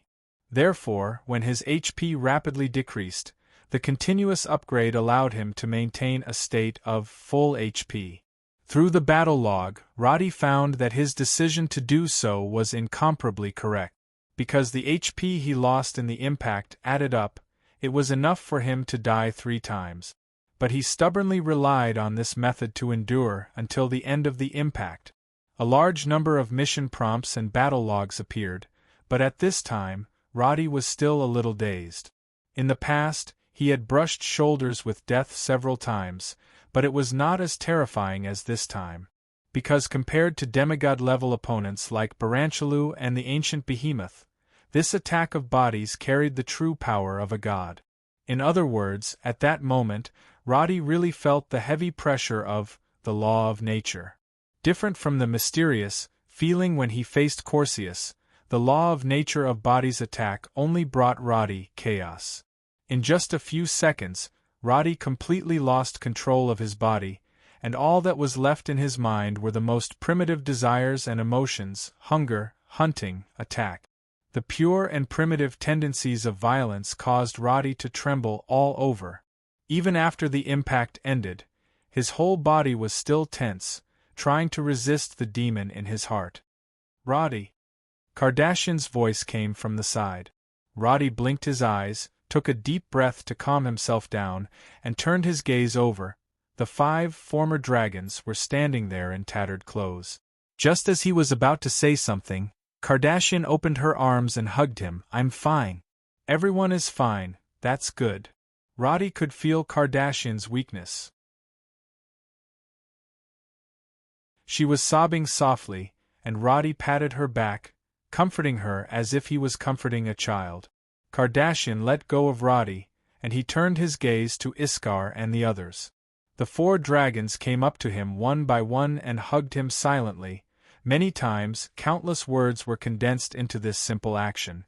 Everyone understood that today's incident was probably the turning point of everyone's life. Let's first confirm how many people are still alive, and don't be in a hurry to leave. Your injuries are serious, but the extent of the infection still needs to be confirmed by the magic circle. Shall we wait here for a while? Roddy activated Demon Hunter Vision and carefully scanned around. There was no longer any purple light that belonged to the demonic aura.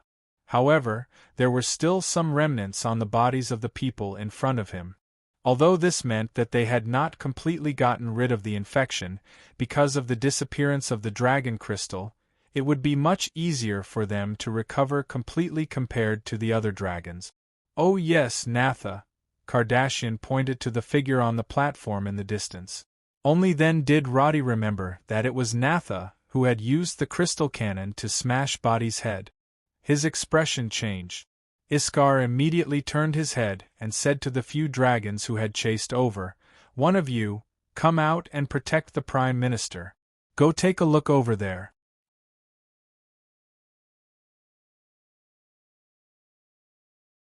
Chapter 993.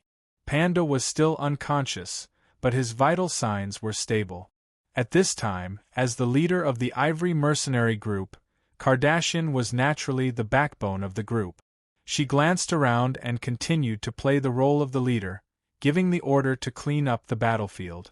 After the group counted the 12 Wood Elves' corpses, They were surprised to find that these corpses had rapidly shriveled up.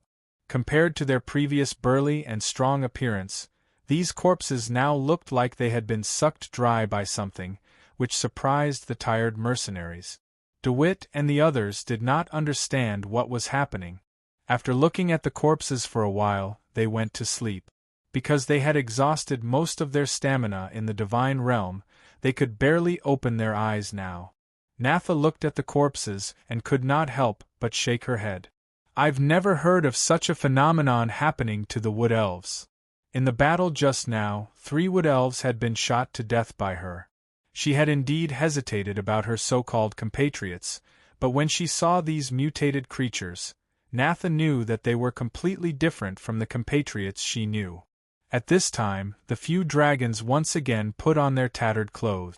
Eshen's leather coat was taken from the Wood Elves' corpses, but he did not complain. He just squatted beside the corpses and frowned. I still haven't come back to my senses. Was that really the divine realm? It's definitely the divine realm. When you were chasing after us, I tried all kinds of methods. Spells completely blocked us, and the range was more than 100 meters.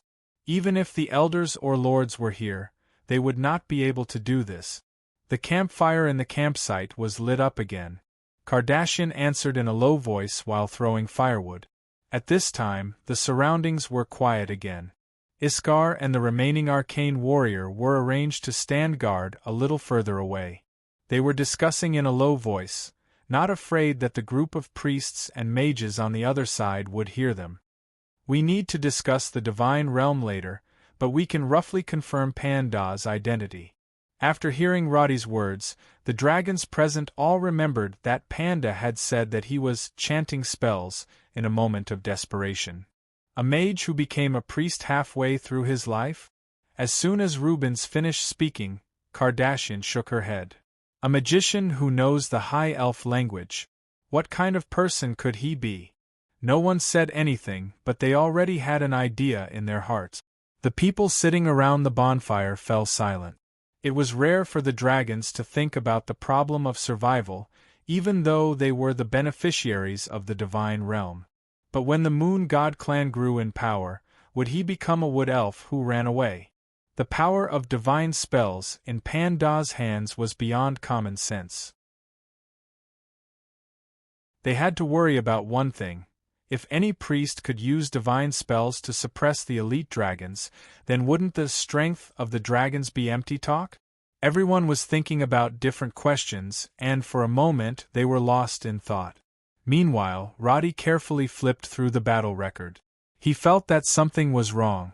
But as he was searching, his gaze swept across the wood elf's corpse before him, and he suddenly froze. Then, he took out a dagger, walked up to the corpse, and stabbed the sharp blade into its chest. The other dragons were confused, but before they could ask, Roddy had already dug out the corpse's shriveled heart. The corpse's blood had almost dried up, and it was completely different from a normal corpse. The size of the heart was also very small, and it looked like a wrinkled black bag. But after Roddy twisted his hand and tore the heart open, a dull crystal appeared inside. The usually knowledgeable dragons all stared at Roddy's palm. In the dancing flames, the stone that resembled a magic crystal reflected an orange light. Roddy looked down at it and suddenly said, "This may be big trouble. Get out of my way." Body, who had returned to Linny's village, shouted at the wood elf in front of him. The wood elf was about to ask what happened, but was frightened by Body's bloody appearance, and quickly hid to the side.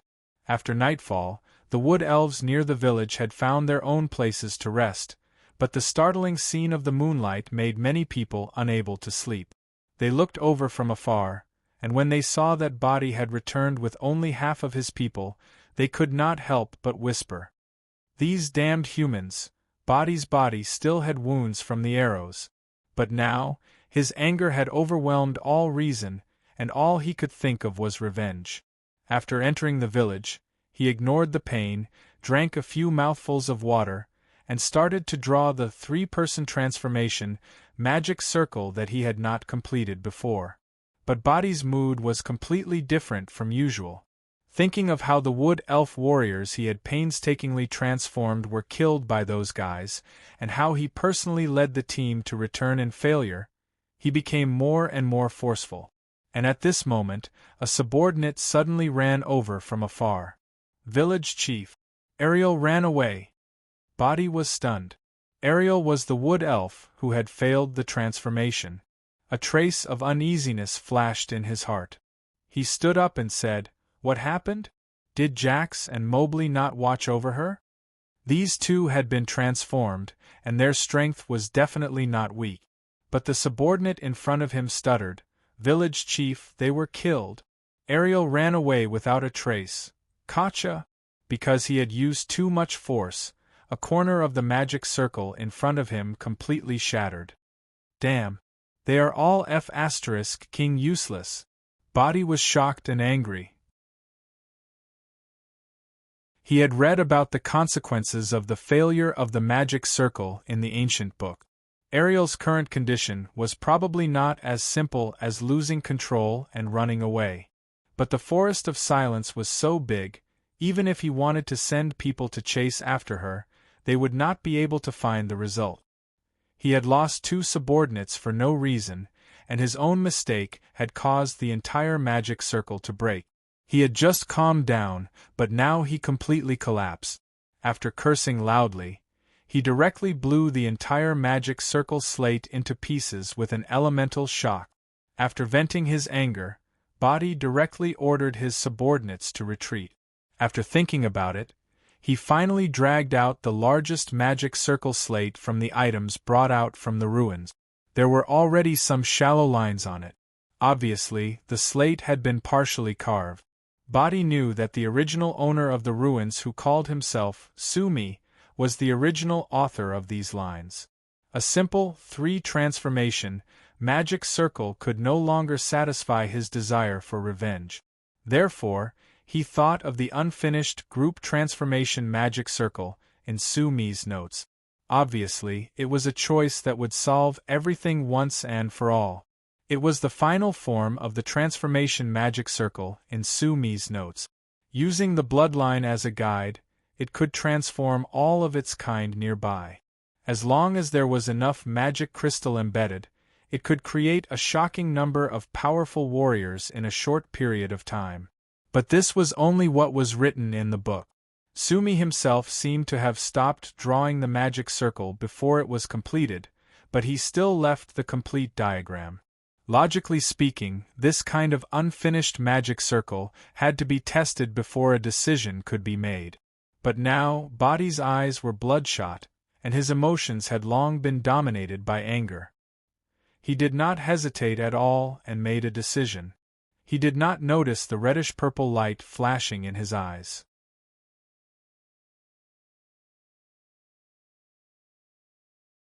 Chapter 994. Body was so focused on carving the patterns that he didn't realize that there was a big difference between a large magic circle and a small one. Carving a magic circle wasn't something that could be learned with practice. Otherwise, there would be formation masters all over the world.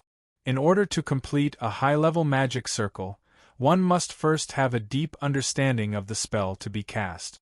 Although a master like Body, who had learned quickly, was not weak, his understanding of magic was probably not as good as the apprentices in the Mage Tower. However, power always gave people blind confidence. He carved faster and faster. In less than an hour, he had moved all the patterns on the book onto the magic circle. Although the night was cold, Body felt himself sweating. He carefully held the book and checked the details. Finally, when he felt that there were no problems, he put the thick book aside. However, he didn't notice that there were a few drops of black blood on the edge of the page where the magic circle was. Body's mind was filled with thoughts of revenge, and he immediately ordered his subordinates to move all the magic crystals over. There were more than 600 magic crystals found in the ruins, and every single one of them was of extremely high quality. These things were rare even in the High Elf era. However, most of the Wood Elves had no concept of them. They casually threw the magic crystal there like stones. Body didn't bother to say anything. He began to put the magic crystal into the magic circle according to its compatibility. 10 minutes later, he finally finished all the preparations. After waking up the 12 strongest wood elves in each village, he brought them to the front of the magic circle. Picking up a dagger, he made a cut on his and the wood elves' arms, letting the flowing blood soak the edge of the magic circle. The blood would decide the target of the magic circle. When the blood of 13 wood elves mixed together, the bloodline connection was enough to cover all the wood elves near Galenus village. Let's start. He stood in the center of the magic circle and slowly activated it with his mind. At this moment, Body suddenly felt a little dazed. He felt as if some uncontrollable emotions had appeared in his mind. Body shuddered and his brain snapped back to reality. He now realized the danger of his actions. If anything happened to the SLR array, not only would he be affected, but all the wood elves would be affected as well. He abruptly looked to his side. Elements in the form of fog had already appeared at the edge of the magic circle. Body hurriedly stopped the guidance of his spiritual power and attempted to stop it. But in the next moment, he discovered that the scenery in front of him had suddenly turned dark red. The angry and agitated emotions seemed to have been filled by someone. Body, who was originally breathing steadily, began to pant heavily. He wanted to suppress it, but it was futile. At this time, Body clearly realized that he seemed to have missed something, but it was too late. The dazzling light engulfed everything, ************ when Panda opened his eyes. His surroundings were still dark. Lord Priestess, you're finally awake. Hearing DeWitt's voice, Panda realized that he was still alive. The cold wind made his cheeks a little numb, but he could feel that his head and body were tightly wrapped. When his eyes could adapt to the dim light, he found that the team had arrived at a strange clearing in the forest. Where are we? He sat up and felt a little dizzy. It was similar to the side effect of overcasting. Panda had exhausted all his strength in the battle last night. His whole body was sore as if he had been running for a whole night. Lord Priestess, we've moved the campsite dozens of meters away. Who's in command? Commander Julia's soldiers are still here. She said that we'll go to Aisha village at dawn. Hearing this, Panda nodded. The team had suffered heavy losses, and they still didn't know whether the wood elves would attack again. The safest way was to go to Aisha village, which was guarded by soldiers. Although his identity was sensitive, Panda no longer considered himself an arcanist. As a priest of the Moon God clan, no one would doubt his identity. At this time, another priest handed a few roasted meat skewers to Lucian. Commander Julia said that we need to replenish our strength as soon as possible. Panda was surprised by the strength and calmness of this mercenary group. He looked into the distance and asked, "What are they doing?" They seemed to be studying the bodies of the wood elves. The wood elves all turned into mummies after they died. I don't know what's going on. The priest continued to ask, should we call them? Not yet. Let's rest first. He looked at the sky. The moon was still in his sight. He whispered a few lines of prayer and opened his mouth to eat the meat skewers. But as soon as he took a bite, he remembered that the Moon God clan was vegetarian. However, mercenaries didn't care about meat and vegetables when they went out. In order to replenish their calories, they would even eat raw animal fat. Helplessly, he whispered a few words of repentance and continued to put the meat skewers into his mouth. This priest had completely used the teachings of the Moon God clan to regulate himself. On the other side, Roddy and the others had already checked the bodies of the 12 wood elves. As expected, they found 12 condensed magic crystal. I thought something was wrong, because their aura is very similar to that of the demons. Roddy's hands were full of blood-stained crystals. He whispered, "There are all kinds of creatures in the demonic plane. Among those who invaded the High Elves, any commander with a bit of strength would have something like a magic crystal. Later, the High Elves recorded that to deal with such characters, one must dig out the magic crystal to kill them. Iskar nodded. Indeed, there is such a thing. I also remember seeing it. But the aura that these wood elves give off is still different from that of the demons. And these wood elves don't have demonic blood like Teflon. They also don't look like they were infected by the infected beast. They seem to still be rational. Now we should suspect the high elves, not the wood elves. Kardashian pointed at the collapsed mountain in the distance. They probably stole something from the ruins and became like this. But I don't remember anything like this in the history of the high elves. Rubens scratched his head. As they were talking, a strange wave of green light suddenly cut across the sky. The dragons who were discussing around the corpse immediately stood up. The green curtain of light above their heads that was sweeping outwards like a wave was too strange. What made their hearts palpitate the most was the familiar, sulfur-like smell. It's really a demon.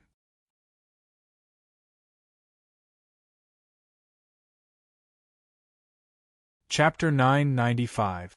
Rubens and Sticka had never encountered a real demon before, but the fluctuation in front of them made them feel uncomfortable. Rhodey sniffed the air and then glanced at the map. In his current range of perception, he did not see any demonic attribute tracking target. So he asked, "What kind of information can you determine?" "It's not very strong. It can't be compared to the one in the demonic gate, but..." Iskar paused. "I feel that this fluctuation is a little different. Is it another kind of demon?" "There are more than 20 kinds of demons recorded in the history book. Some have strong mental power, and some have strong bodies," Rubens pointed at himself. "The black dragon Hurlo is good at strength. But during the High Elves era, demons were still defeated by them in melee combat. There are many kinds of demons, like different species, and there seems to be conflict between them." Kardashian frowned. She wanted to figure out the essence of the problem. What did the wood elves do? Is it a dimensional rift? She looked at Roddy. "You're a witcher. Can't you see something else?" Kardashian knew that he had the system brought by the quantum computer, but it was not convenient for her to say it out loud. So, she asked in this way. "I don't see it, at the moment, wait." Roddy suddenly found that the quest bar was flashing. He could not hide it now, so he raised his hand and opened the page. A line of yellow words appeared in front of him. "Vengeful wrath, you have angered body. He will lead a new demon army to attack you. Are you ready to face the wrath of the demons? Quest: defeat the demon leader, body 0/1 reward. 138000000 EXP, get the skill, Vengeance, 3 advanced talent points, all attributes permanently increased by 10%. Roddy looked at it several times to confirm that the number of EXP had reached 10 million. This number was a bit exaggerated, and it clearly showed the difficulty of the quest. Previously, the quest to find the ruins was shown in green, indicating that it was extremely easy to complete. Why did it suddenly turn yellow?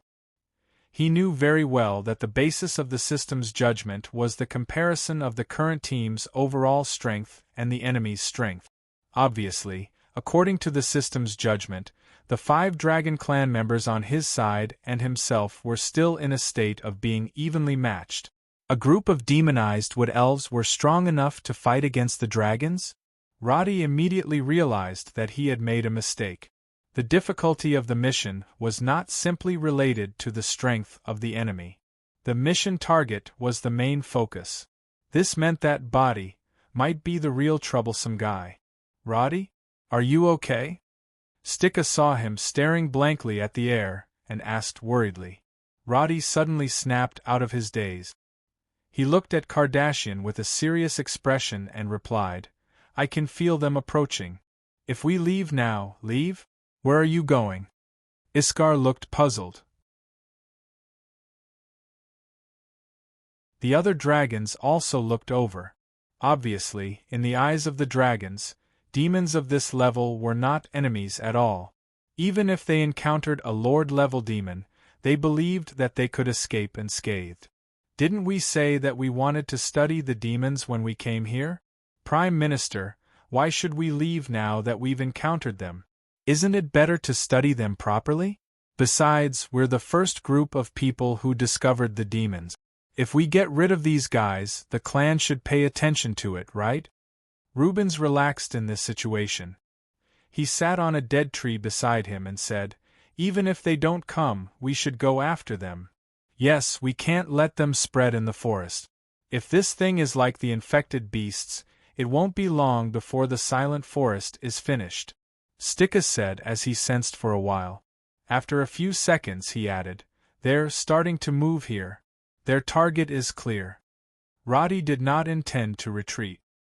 He made this suggestion to make Kardashian, who had been silent all this while, realize the seriousness of the problem. After all, the two of them had more tacit understanding than the other dragons.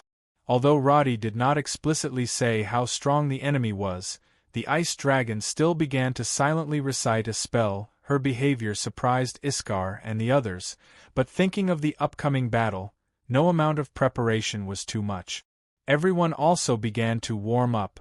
Only Roddy did not say anything and directly pulled out the cylinder that he had been hanging beside his quiver.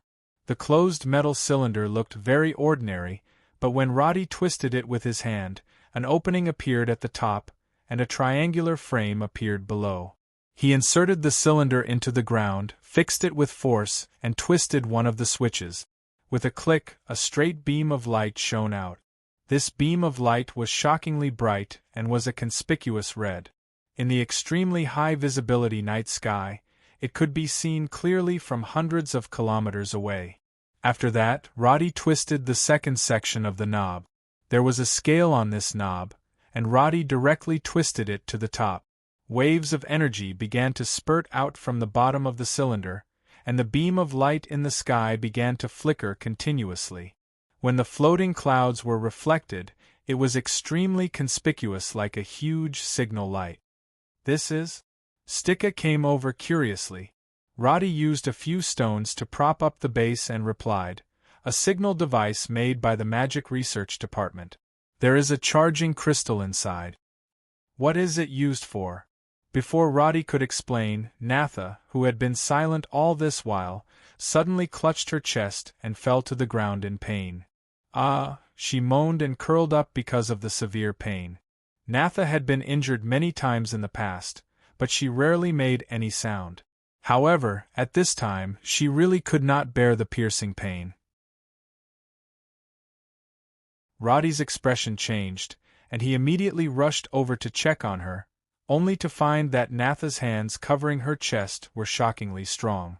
She pressed on her heart so hard that Roddy could not pull her hands away even if he wanted to. "Natha, breathe. Take a deep breath." He did not know what was happening, and could only try to calm her down. But it seemed that some kind of power had taken over Natha's mind. Her eyes were tightly shut, and she could not even respond. What was more frightening was that the skin on Natha's neck began to show a strange purple color, and at the same time, her fingernails on both hands became long and sharp.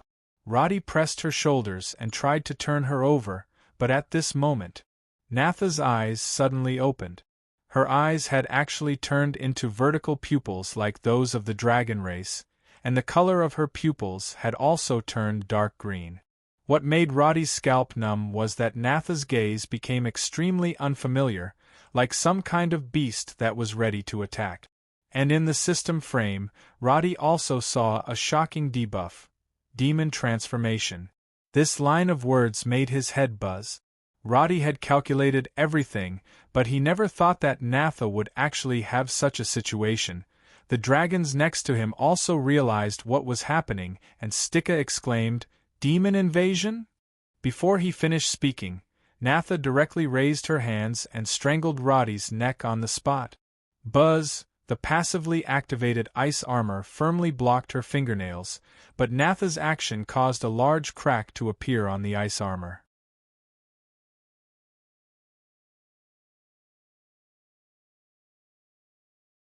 Chapter 996. At this time, no one wanted to hide their strength anymore. Rubens saw that Iskar had also pressed her arms to the ground. Rubens's eyes narrowed, and 2 earth elemental buckles quickly appeared on the ground and cuffed Nada's hands on the spot. They released their hands, but Natha struggled and screamed like a shrimp. Because she did not have time to restrain her legs, Roddy was kicked. The force was so strong that he took a few steps back. Hold her legs down. No one knew how to stop it. Natha's face and limbs were still changing. Scales began to appear on her exposed skin, and her teeth quickly turned into sharp fangs. Natha, Kardashian, who had stopped her incantation, suddenly spoke. Her voice was infused with a mental shock spell. The wood elf, whose eyes were filled with madness, immediately revealed a confused expression. She stopped moving and looked around. In that brief moment of clarity, she seemed to have understood something. She immediately said, "I can't control my body. Something is making me lose my mind." She let out a strange hiss. Natha suddenly leaned back, and the back of her head hit the ground. It was as if she was using this method to drive away the thing that was trying to take over her mind. Kardashian wanted to stop her. She did not dare to use the mental shock a second time because it could turn her into a complete idiot. Roddy rushed over and held her head. "Don't panic. There must be a way. Tell me what's going on." But Natha's answer was already intermittent. "I can't control my emotions. I can't speak, it's just… Natha's eyes suddenly widened. Everyone could see that her mind was quickly swallowed up. She used this last chance to shout, "Roddy, kill me, quick." As soon as she finished speaking, she started to struggle frantically again.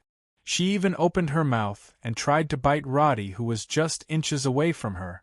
Roddy pressed down on her chest to block the attack. As a result, the earth elemental ring that imprisoned Natha's right hand was suddenly broken by her.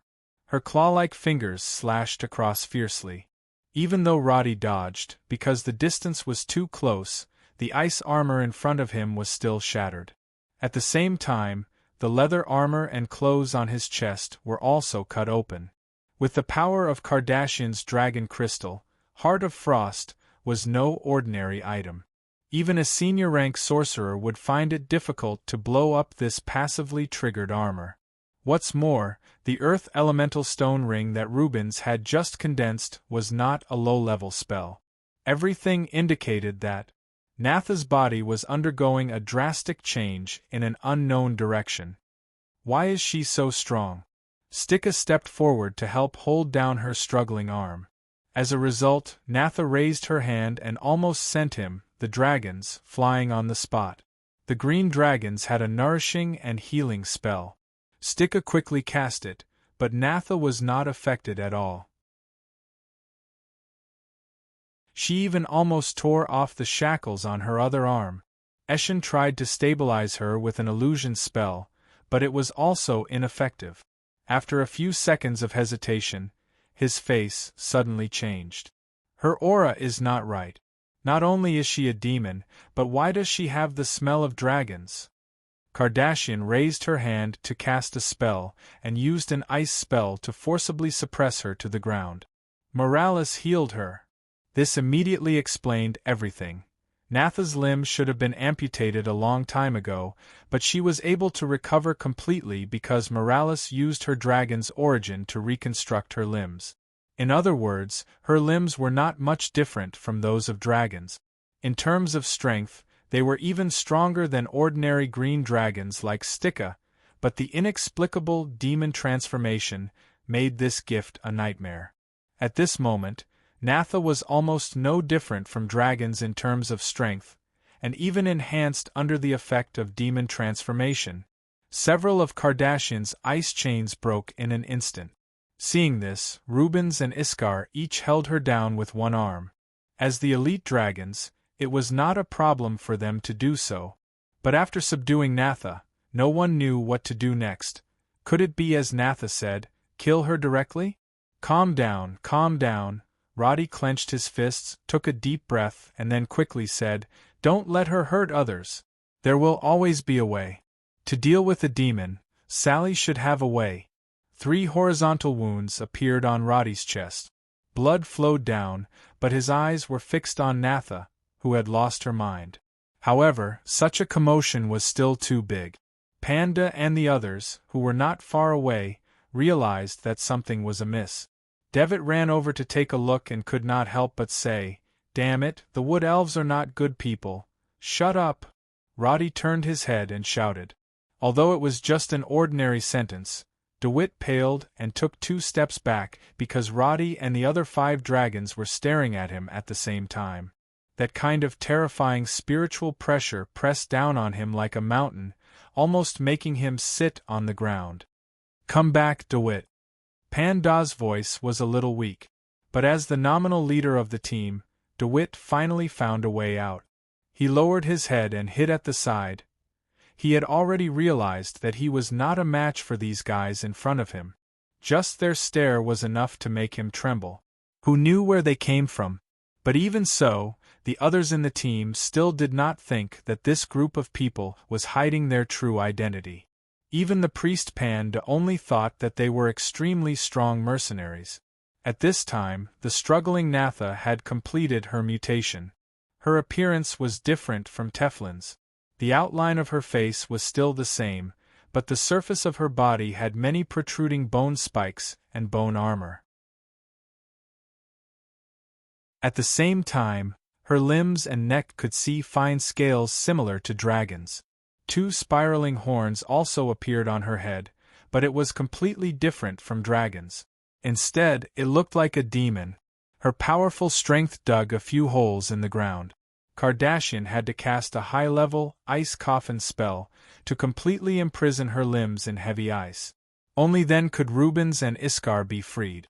But Natha was still conscious, and she kept opening her mouth to make strange hissing sounds. Her eyes were constantly flashing with green light. Stika frowned as he watched from the side, because the aura that belonged to dragons made him feel very uncomfortable. Natha's current state was like a mixed-blood descendant of dragons, Draconians. Some of these descendants did not have the bloodline of dragons, and simply inherited the talent of magic, while some had the appearance of half-human and half-dragon.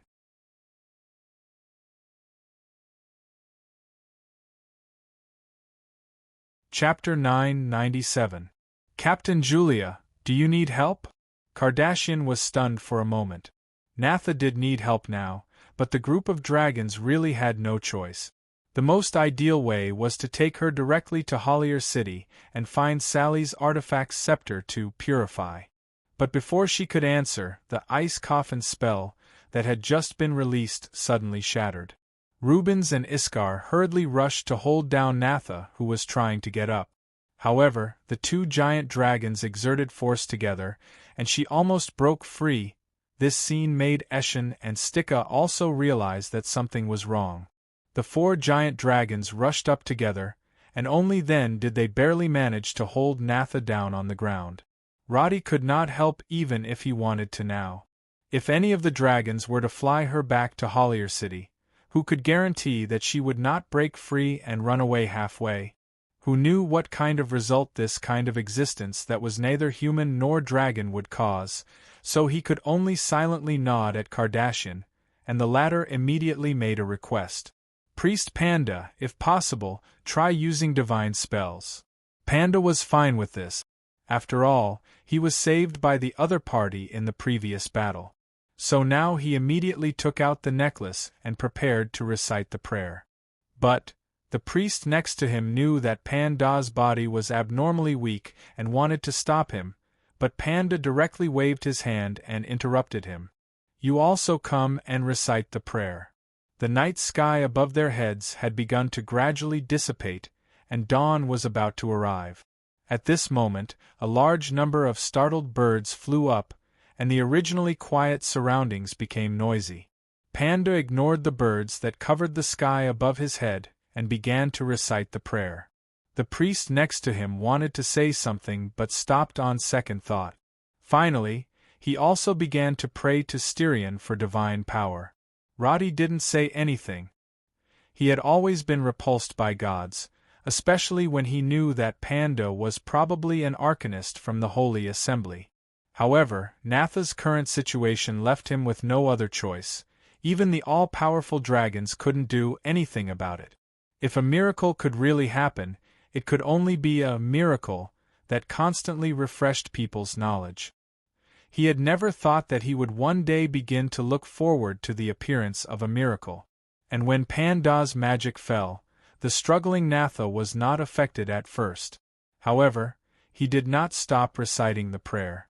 After the second and third divine spells fell, although there was no gorgeous light, the few dragons who were holding Natha down felt that her resistance was weakening. "It's effective." Iskar's words made Roddy heave a sigh of relief. On the other side, DeWitt suddenly turned his head. After the flock of birds left the thicket, a rustling sound came from afar. "Something's coming over there." Roddy looked over. Under the moonlight, he could see shadows in the forest far away. Among them were the most common creatures, such as rabbits, wild deer, and wild boars.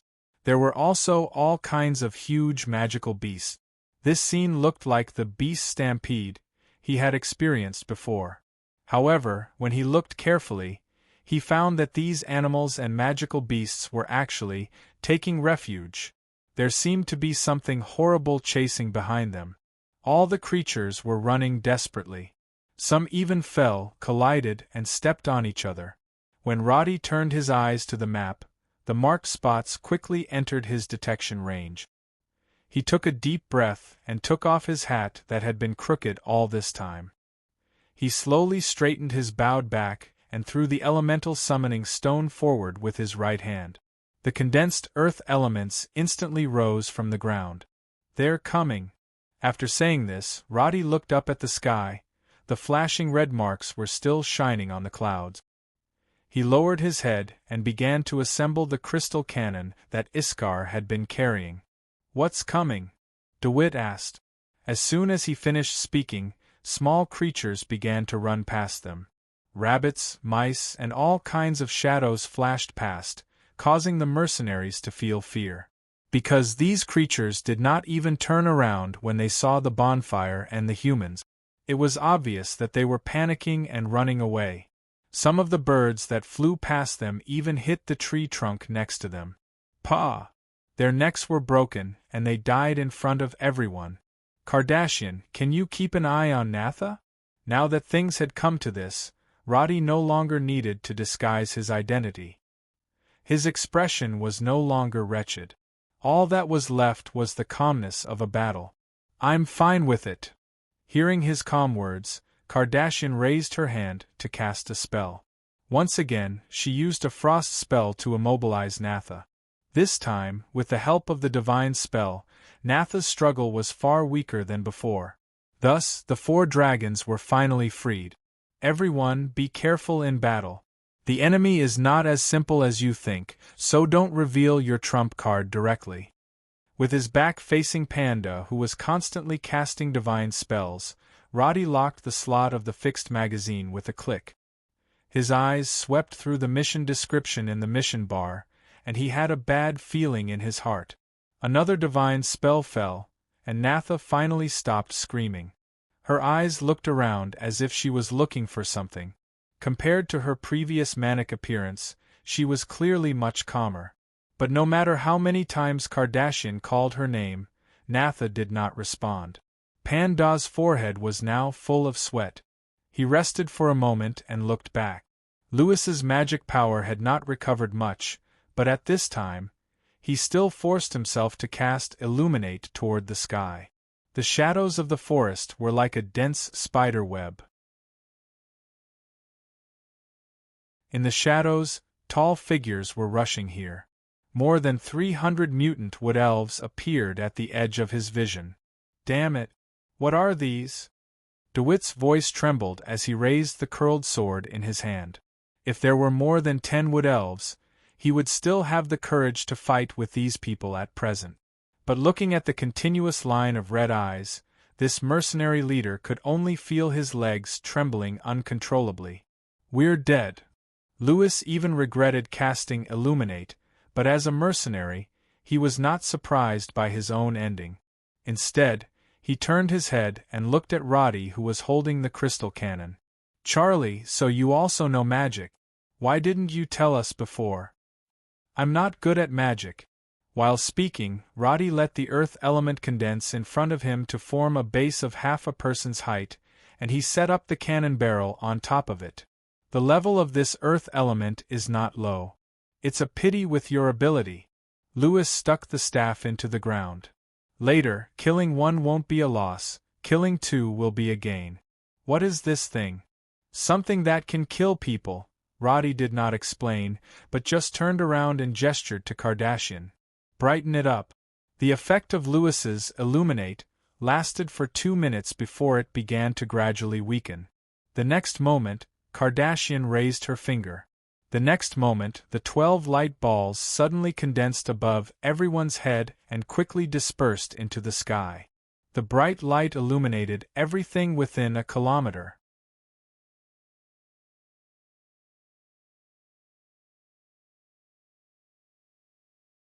Chapter 998. Panda sensed that something was wrong. He glanced at Kardashian and then at Roddy.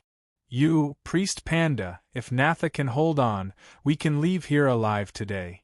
Roddy inserted the crystal into the groove. I rarely ask for help. I hope you can help us today. 300 meters away, the roaring wood elves were already charging towards them under the bright light. When he saw their appearance, Panda could not help but suck in a breath of cold air. These guys were no longer normal, humanoid creatures. They had become monsters of different shapes and sizes. Each of them was more than 3 meters tall. Their muscles were bulging and their skin was covered with scales or hair. Their eyes were bloodshot, and when they charged, their momentum was comparable to a group of large magical beasts. When 300 to 400 such monsters charged together, it was far more terrifying than the beast stampede in the forest. Panda had never seen such a scene before. Not only him, but the other mercenaries were also speechless. They did not know how to deal with such enemies. As the disaster approached, Panda had already forgotten to respond to Roddy. He did not realize what Roddy's change of expression meant. He only thought that it was despair after accepting his fate. May Styrian let our souls return to the moon god's temple. He gripped the necklace tightly. Even if the realm of the gods descended, it would not have any effect. These monsters could just run over and crush the team. However, just as he finished speaking, the ground suddenly began to shake. Just as Panda and the rest thought that it was an earthquake, they were shocked to discover that a huge crack had suddenly appeared in the ground a dozen meters in front of them. The ground they were standing on began to rise. 1 meter, 2 meters, until it reached the 8-meter mark. This strange scene caused Panda and the others to sit on the ground. They looked around and saw that the towering trees nearby were pushed away by some kind of force and fell to the ground. The place where they were standing had become a cylindrical platform that had suddenly appeared on the flat ground. Is this magic? Lewis was the first to react. As an elementalist, he sensed the fluctuations around him. However, he looked around but did not know who was casting the spell. It wasn't until Rubens raised his hand and pointed at the wood elves in the distance that everyone realized everything was done by this unassuming mercenary. Rubens clenched his fist and smashed it down. The ground suddenly rippled like a wave. Everyone could see an exaggerated curve appear on the flat ground. The running wood elves were thrown into the air and fell to the ground one by one. Sticka's eyes lit up with green light, and thorny vines started to emerge from the soft ground. They were like giant octopuses at the bottom of the sea as they started to wrap around the fallen wood elves. These enormous wood elves had powerful strength, but the ground under their feet was soft. Coupled with the vines attacking from all directions, hundreds of people were bound tightly in an instant and dragged into the ground, losing all signs of life. However, the agility and strength of the wood elves were obviously beyond the imagination of the two dragons. Many of them quickly tore away the vines on their bodies and stepped on the collapsed trees around them to escape from the swampy ground. They roared and continued to attack the platform where they were standing. Roddy had set up the crystal cannon in his hand, but he was not in a hurry to shoot. Standing on the 8-meter-high platform, the range of this weapon was much wider than before. However, he only brought a total of 20 cannonballs for this trip. Roddy placed 5 blossom bombs at the front for close-range killing, and the rest, armor-piercing bombs, were at the bottom of the magazine. Looking through the scope, Roddy did not see the target he was looking for. "Gather them together," Iskar suddenly shouted. Eshin immediately replied, "Okay." White mist suddenly appeared on the battlefield. The wood elves who were within 100 meters of the platform suddenly changed their direction. They did not have a so-called formation to begin with. Now they gradually divided into 2 groups. The leading wood elves suddenly gathered when they were about 30 meters away from the platform. They led the wood elves behind them and pounced on their own people. They attacked each other crazily, but they did not realize that the people in front of them were their companions. At this moment, flames fell from the sky and instantly enveloped all the wood elves. For human elementalists, Meteor Shower was a forbidden spell that could only be released by a magus. The 2 elementalists, Lewis and Adam, believed that they would need another 30 years to reach this threshold. However, Iskar did not have any steps to cast the spell. Even the incantation was extremely short. With a wave of his hand, the burning meteors from the sky occupied everyone's vision. Boom, boom, boom, boom, amidst the violent sounds of impact, the wood elves who were fighting each other were completely submerged by the impact and flames. From start to finish, it took less than 3 minutes. This group of wood elves had not even touched the platform before they were completely defeated. From the looks of it, there were probably not many corpses left. Gulp. The mages and priestesses who were standing there in a daze all swallowed their saliva. Panda's mouth was slightly open. Everything in front of them was already beyond their imagination. After all, they had seen powerful mercenaries before. Some mercenaries were even more powerful than famous mages and knights. However, they had never heard of a mercenary team with half of them being powerful magi. Why would they be mercenaries with such strength? Wait, what did that Charlie call Julia? It seemed to be Kardashian? This name sounds a little familiar. Panda suddenly thought of something and turned his gaze to Roddy. The latter did not notice his gaze. He was now completely focused on the battlefield below.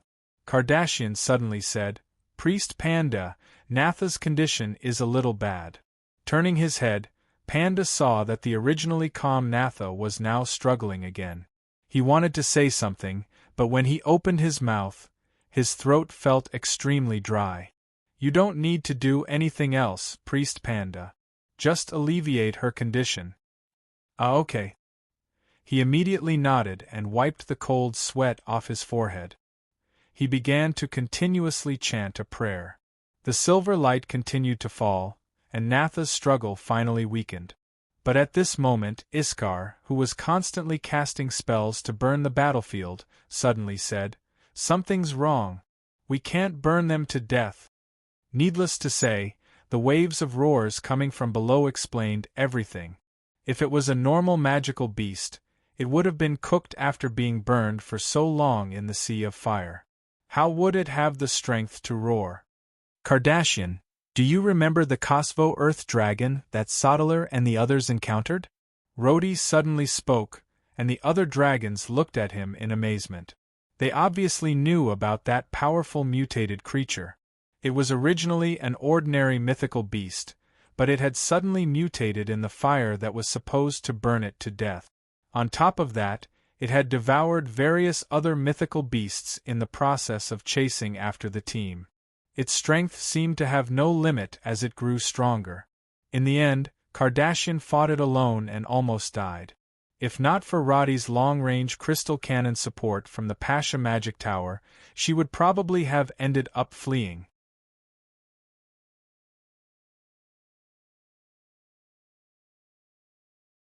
Chapter 999. Within a few seconds, the group of giant dragons saw a figure leap out of the sea of fire. It actually began to climb up the platform with flames all over its body. Damn it! Are they all like this? Rubens looked down. The platform they were on was like a pillar rising from the ground. The wood elves in the flames below had completely changed. Their bodies were still covered in flames, and their skin was like cracked earth. Between the cracks, an orange glow was radiating outwards. Their bodies expanded again, and as they climbed up quickly, they looked as terrifying as 3-meter-tall fire elementals. Devitt and the others were still standing at the edge and looking down. When they saw these fellows approaching, they were so frightened that they kept retreating. Based on the other party's physique, they reckoned that a single punch would be enough to turn them into minced meat, not to mention a face-to-face battle. The wood elves quickly completed their mutation in the flames, but the dragon's spells were not useless. More than half of the wood elves were still dead in the flames. Their bodies suddenly became paralyzed halfway through the mutation, and in the end, there were less than 200 wood elves who completed the mutation. But these wood elves were obviously stronger than the 370 wood elves from before. They were different from the Cosworth Earth Dragon. As magical beasts, the Cosworth Earth Dragon relied on instinct to fight. But these wood elves seemed to have retained the wisdom of humanoid creatures. Facing an 8-meter vertical platform, it was very tiring to climb with just their hands and feet. But some wood elves stood still at the bottom of the platform, allowing their companions to step on their shoulders and stand on them, forming a human ladder on the spot. The third wood elf stepped on their companion's shoulder, and his hands could already hold the edge of the platform. Then, the other wood elves stepped on their companions' bodies and quickly climbed to the top of the platform. It took only 5 or 6 seconds. Ordinary magical beasts couldn't do this kind of cooperation. Seeing that a group of monsters could still be so united, Lewis looked at Panda in horror. But the latter didn't look around at all, and only stared at Natha as she released her divine spells. Is there any use now? DeWitt turned his attention to Iskar, who had just cast a spell. The first wood elf to climb up the platform happened to be standing right in front of Iskar. When they got closer, Lewis realized that one of the monster's arms was almost the size of his entire body. When he thought about how there were hundreds of such fellows rushing up from below, he couldn't even muster up the will to resist. The flaming wood elf didn't care who was in front of it. It roared and swung its arm at Iskar. Lewis didn't even have the time to warn him. He couldn't even bear to see what would happen next. No matter how powerful a mage was, they couldn't fight against such a mutated creature. However, after a loud bang, the monster let out a blood-curdling screech and retreated into the distance. Looking up, Lewis saw that the monster was flying across his field of vision. He stared at it for 4 to 5 seconds before he saw the monster draw a long parabola in the air and land on the ground 40 meters away. "Kill him if you can! Don't send it flying." Roddy's words came from the other side, making Lewis a little confused. But Iskar responded immediately. The next wood elf climbed up the platform, and as soon as it showed its head, Iskar rushed up and kicked it in the head. Smack! As a bystander, Lewis only saw a bright light appear on Iskar's right leg, and the wood elf's head was instantly swallowed by the condensed fire element. After the wood elf's body disappeared, the headless body fell backward and fell. As the wood elves built the second and third human ladders, more and more figures came from all directions. However, the 4 dragons, Rubens, Stika, Eshin, and Iskar, easily defended the semicircle formation. No matter how exaggerated the figures were, or if they opened their mouths to spit out elemental attacks, they were like defenseless children in front of the dragons. They were instantly killed on the spot. After all, the strength of the wood elves was above level 70. Although these wood elves had mutated in the fire, they couldn't be compared to the Cosworth Earth Dragon that had swallowed countless high-level magical beasts. The dragons, who were originally solemn, quickly dealt with the wood elves in front of them. They were relieved. Obviously, the enemies weren't as strong as they thought. But now they showed their strength without any scruples, which numbed the nerves of the mercenaries behind them, the dragons still maintained their human forms. Therefore, with DeWitt's knowledge, he couldn't understand why this group of enemies was so weak. Seeing Rubens easily knock down a monster that was almost twice his height with one punch, DeWitt even had the illusion that the enemy wasn't strong at all.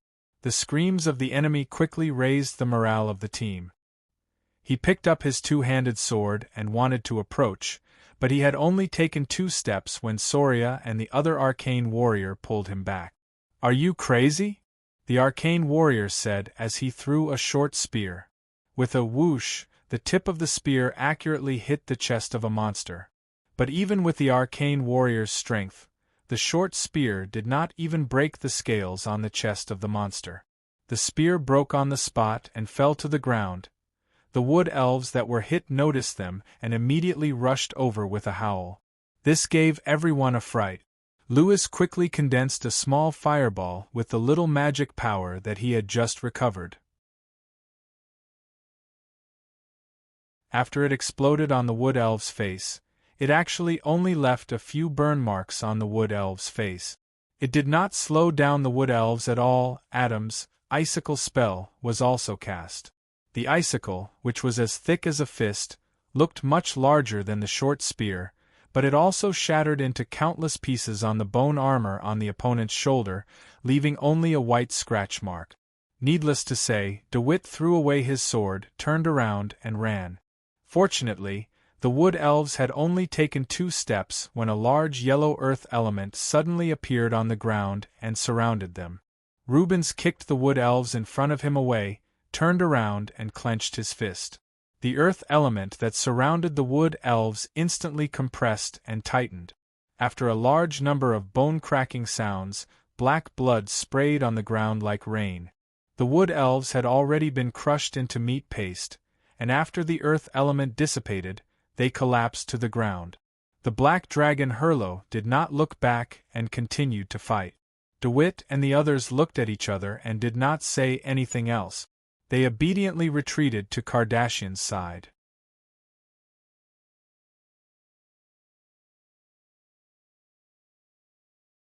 Chapter 1000. More and more corpses fell at the feet of the 4 dragons, but Roddy commanded his earth elementals to retreat to Kardashian's side. He did not fire a single cannon, and his eyes kept scanning the map. Suddenly, he pointed to the rear of the whole team. "There are people over there." Kardashian raised her hand and began to cast spells.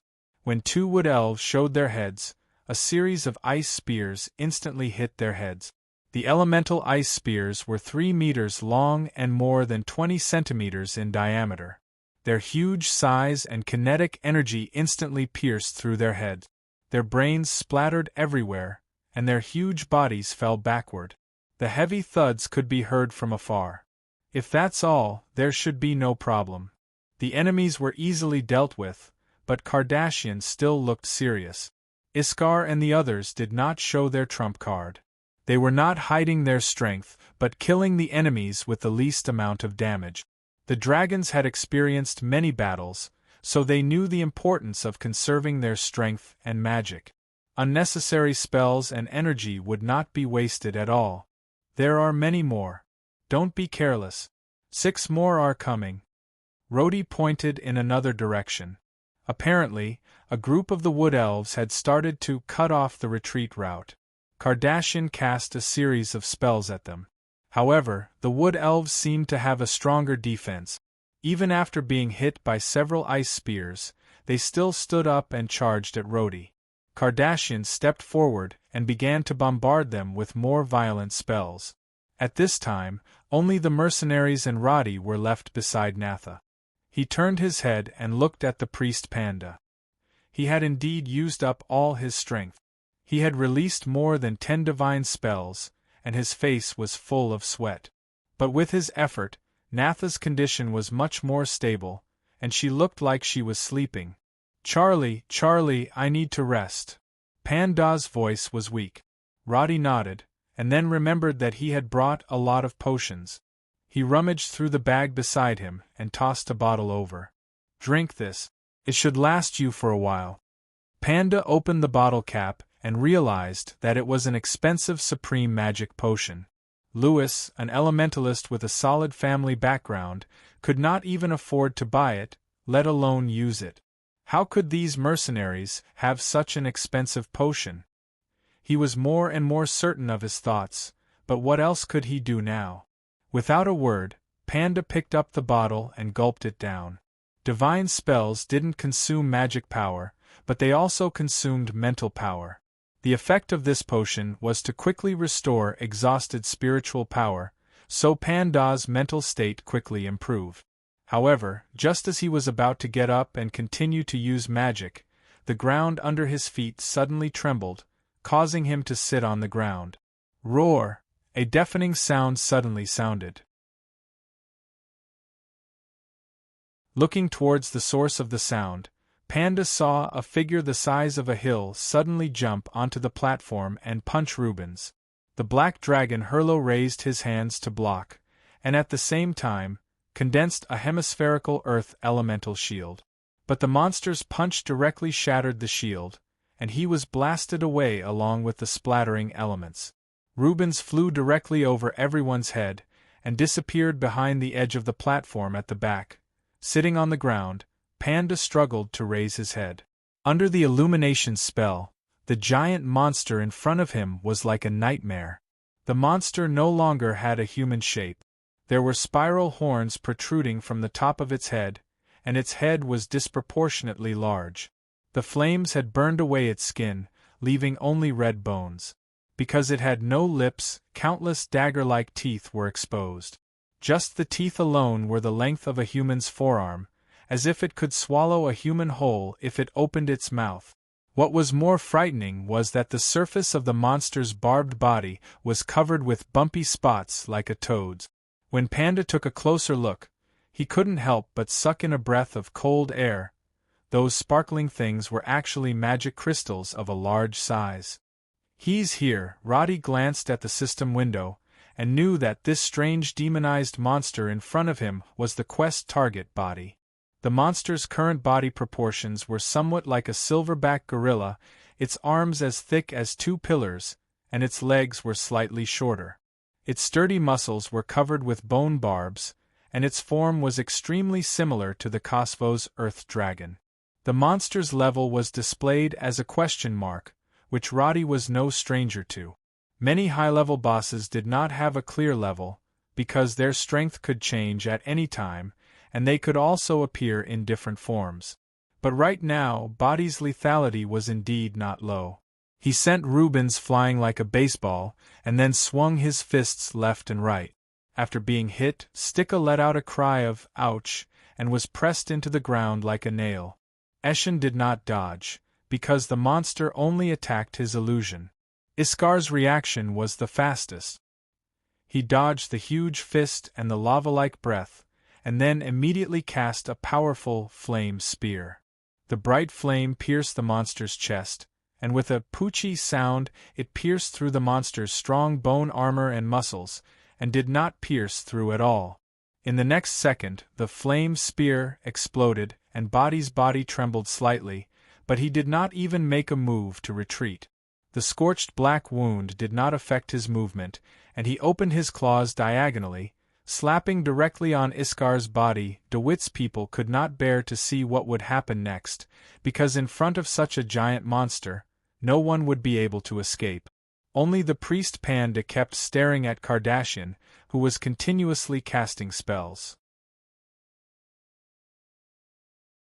He had now confirmed that this name was not a coincidence. Her terrifying frost magic was not something an elementalist could use, and her name and appearance had once appeared together with Roddy in Cullen's era. In other words, this wizard in front of him was a real dragon. The appearance of Body distorted the front line formed by the 4 dragons, and the following mutated wood elves had already begun to rush towards the center where they were. However, Panda did not see any extra reaction from Kardashian. She just kept using spells to sweep and stop these monsters. Her face was full of indifference. After Body hit Iskar, Kardashian's expression finally changed, but she did not attack the monster. Instead, she quickly raised her hand and cast a large enchantment. In the next second, a dragon's roar resounded through the battlefield. Dragon power instantly burst out, and with a bright flame, Iskar finally revealed his true form. The mercenaries were close to the impact of the dragon power, but Kardashian's enchantment blocked it. But even so, the elemental impact brought by Iskar's counterattack almost blinded everyone. Boom! The dragon claw wrapped in highly condensed fire elements directly hit Body's body. After transforming, Iskar was more than 3 times the size of this demon. In comparison, the whole raised platform was not enough for him to toss around, so the impact of the explosion blew Body away, and Iskar leaped forward, flapped his wings, and swooped down. Red dragon?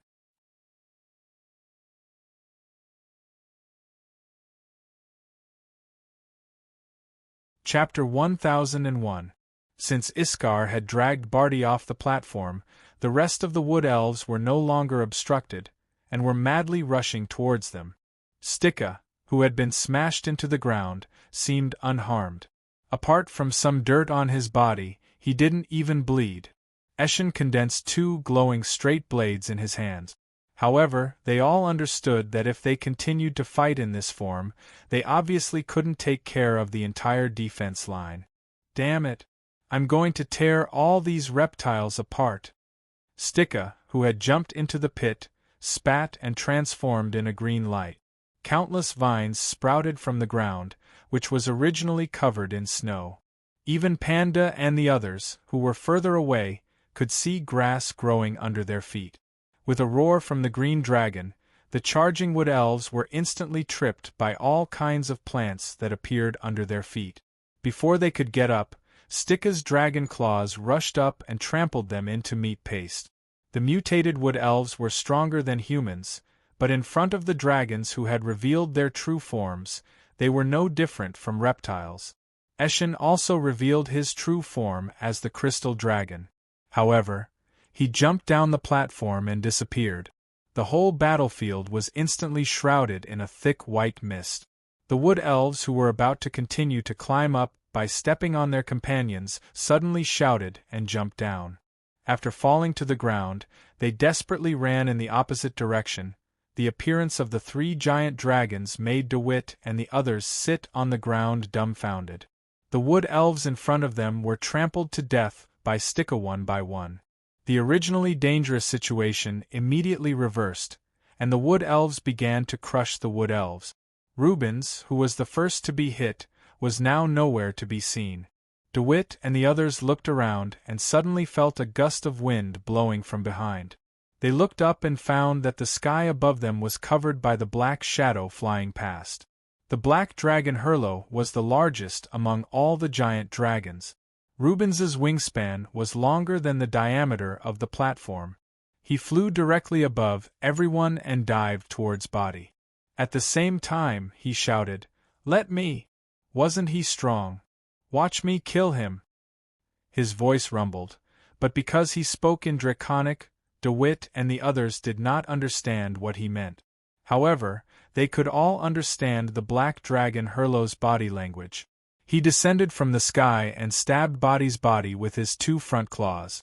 Iskar was not small, but Rubens was twice as big as him. When those 2 thick dragon claws grabbed Body, it was as easy as an eagle catching a rabbit. With a tug and pull, Body's body immediately emitted a burst of bone-cracking sounds. He spat out a mouthful of dragon breath on the wood elf's head, and the fierce flames engulfed the wood elves behind him. This small piece of woodland became crowded because of the appearance of the 4 giant dragons at the same time.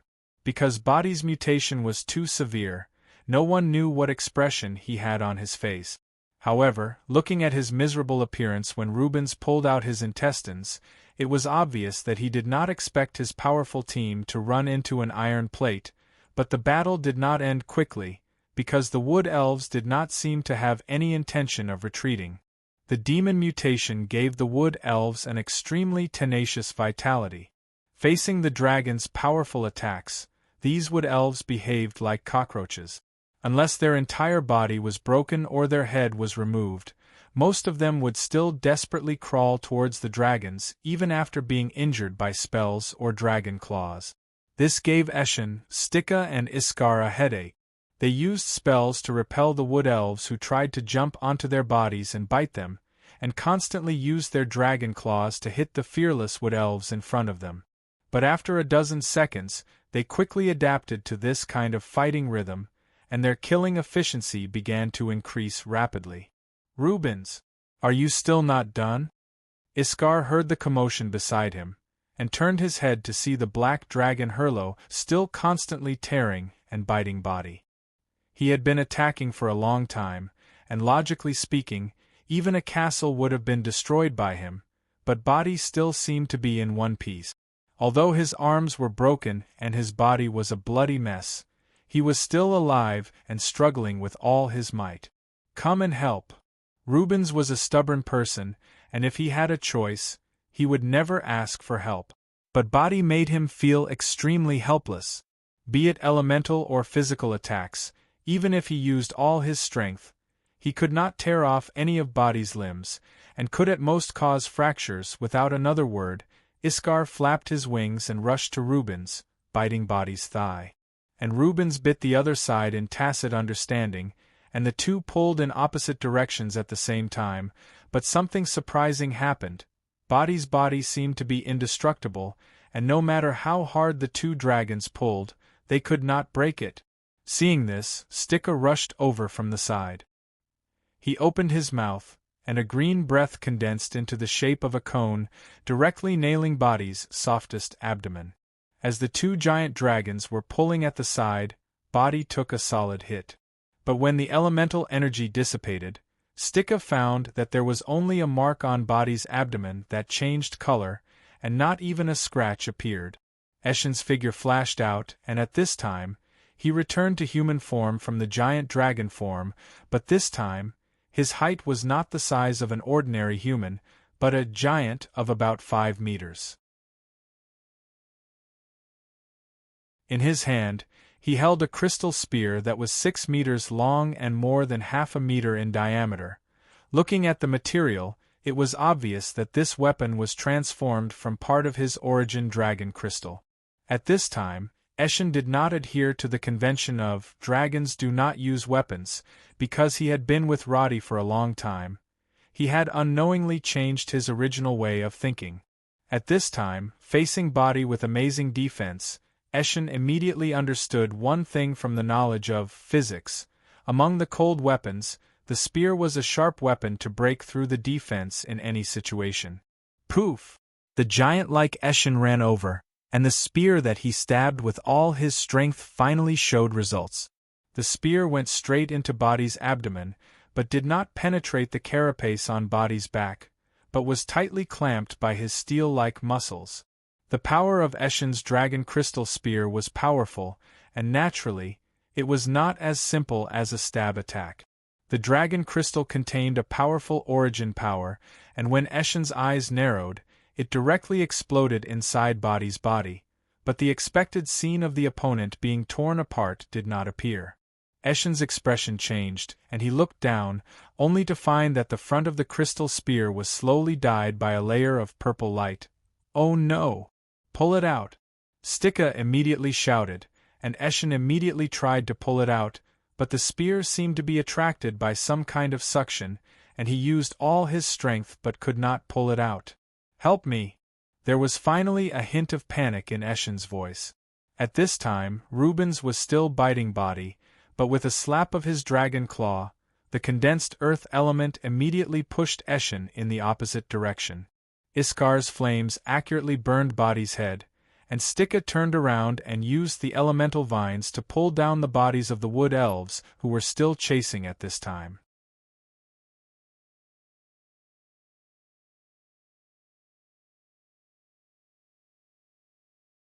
Chapter 1002. Damn it! When the dragons saw the color of Eshin's spear, they immediately realized that this was the worst situation. His original power had been eroded by the demons, and now there were chaotic magical waves. Eshin was in a trance. He stood there and shook his head vigorously. At this time, the dragon crystal spear in his hand had turned purple-red. However, the crystal dragon decisively threw the spear to the side in the next second. A wood elf was nailed to the ground on the spot, but because the spear had only pierced through his chest, the wood elf was not dead yet. He held the spear with both hands and struggled there. Eshin. This action obviously meant that Eshin had given up most of his original power. The dragon crystal spear was naturally not completely transformed from dragon crystal. However, if he gave it up as a dragon's, Eshin would completely block the path to a higher level in the future. Although Eshin usually did not speak much, he made this decision very decisively at this time. After throwing away the spear, he turned his head and shouted, "You guys stay away from him! There's something wrong with this guy." Iskar and Rubens had already noticed Body's abnormality. Both of them loosened their jaws at the same time, letting Body fall to the ground. Kardashian quickly gathered elements and tried to imprison him. However, the Wood Elf village chief, who had been ravaged by a group of dragons for a long time, stood up shakily. He had many fractures on his body. Because the skin and muscles on his face were long gone, his deformed skull did not have any expression at all. However, he opened his mouth and let out a burst of laughter. Body's lower jaw was broken in the process of being bitten by Rubens. Not only that, his arm and one of his legs were also in a twisted state. The village chief could not speak, and there was not much life in his eyes.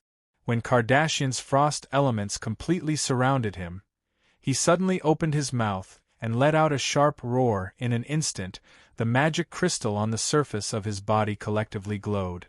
The frost spell that had already been gathered dissipated immediately, and a purple light burst out. The 5 dragons were not far from Body at this time. They subconsciously cast a shield to resist. However, this light completely ignored all types of shields and directly radiated on them. Not only them, but everyone on the platform next to them also felt a scorching force passing in front of them. During this process, Roddy had been holding the crystal cannon and aiming at the opponent, and at the same time, he closely observed the frame given by the system. A large amount of information instantly appeared in the battle log. The skill that Body casted at this time was called Higher Demon Infection. From the name, it was obvious that this was similar to the demon invasion that had happened before. Roddy turned his head and looked at the people standing behind him behind Panda. He was surprised to find that these ordinary humans were surrounded by a faint silver light, and there were no signs of them being infected at all. They did not grow fangs or lose their minds. Instead, they looked nervously at the battlefield below. Panda resisted the demon infection, Light of the Moon Goddess. DeWitt resisted the demon infection, Light of the Moon Goddess. Such a row of information made Roddy realize that it was Panda's divine art that had worked. Roddy also had the word resisted, but this was entirely due to his Heart of the Witcher and his profession, Witcher. Natha had already been demonized, so this light did not affect her. But what made Roddy's heart palpitate the most was that none of the 5 dragons who were closest to him could resist this skill. A purple debuff appeared above their heads, showing the icon of demon infection and a countdown. Iskar had the longest time, showing about 7.5 minutes, while Eshin had the shortest time, only 3 minutes and 40 seconds. This was obviously determined by their strength. As Eshin had just abandoned the dragon crystal spear, his strength had decreased sharply, so he could not withstand this debuff for too long. The sudden change in the situation made Roddy's heart sink to the bottom. He and the 5 dragons had obviously entered the wrong line of thinking. With the previous incident with Morales and Quio, everyone thought that the demon invasion could only happen if one was in contact with the space-time rift for a long time. And it seemed that only infected beasts like Misha could directly transform into demons. As for infected beasts, the dragons did not care about them at all. But who would have thought that the wood elves could not only mutate, but also have the ability to infect the dragons? Kardashian used her hands to block in front of her body. More than 5 layers of shields and enchantments could not stop the cold from invading her body. She immediately realized what she had encountered and looked around. Iskar and the other dragons were all in disbelief. Reuben simply cursed, "This damn bastard. I will kill you today even if I have to risk my life." Standing at the height of the dragons, they also understood that they had failed miserably today. The 5 elite dragons were infected. Even if they could survive today, they would either lose their minds and be killed in the future. If they were lucky, they would probably be locked up in the Hersino Magic Tower and receive treatment for an indefinite period of time like Morales and the others. And Eshin, whose strength had been reduced by more than half, had now begun to fight against the demon in his heart. He did not hear any so-called whispers. Instead, he clearly realized that he was being controlled by a strange emotion. The desire to fight in his heart grew stronger. He looked down at his arms and found that many of the characteristics of demons had begun to appear. "We must quickly finish him off. Otherwise, more dragons will suffer." Eshin realized that the guy in front of him was not the usual demon at all. It was like a cleverly disguised trap. The 5 dragons thought that they were pretending to be weak to eat the tiger, but they did not expect that Body was the real tiger that hid the deepest. Rubens did not need him to say anything and immediately went forward. But after a flash of light, a flashing spherical shield appeared around Body's body.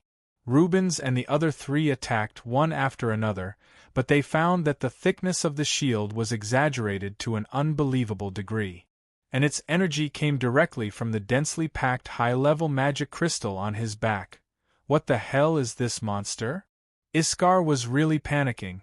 The creature in front of him obviously violated many common sense. A demon could only have 1 magic crystal.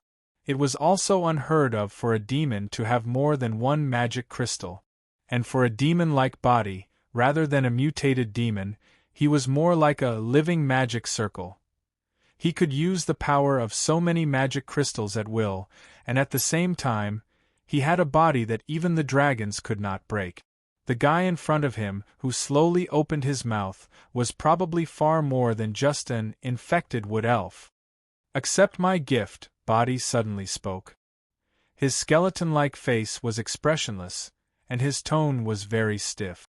The flashing purple-red light in his eyes was unusually dazzling, but now he did not give people the feeling that he was speaking, but more like a microphone that was being controlled. "Wait, who the hell are you?"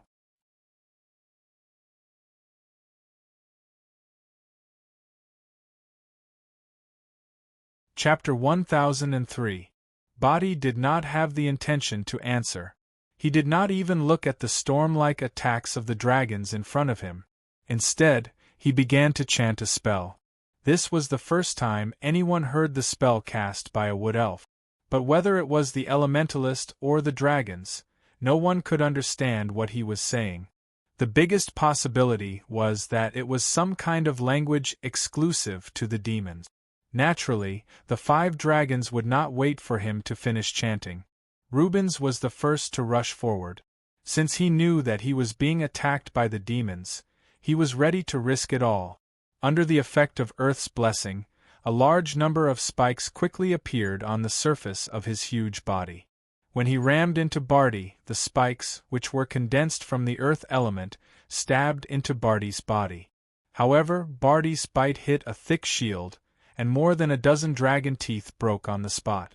Looking down, Rubens found that his attack did not have any effect at all. His opponent was safely hiding in a spherical shield. Even his posture did not change at all. Body stood there, the countless magic crystal in the shell on his back emitted colorful light. This scene further confirmed everyone's guess. His body was actually an alternative magic circle. Kardashian, Iskar, and Stika's spell attacks continuously exploded on the surface of the shield. At this time, the 3 of them had used all their trump cards. The whole sky was illuminated by the light of the continuous explosions.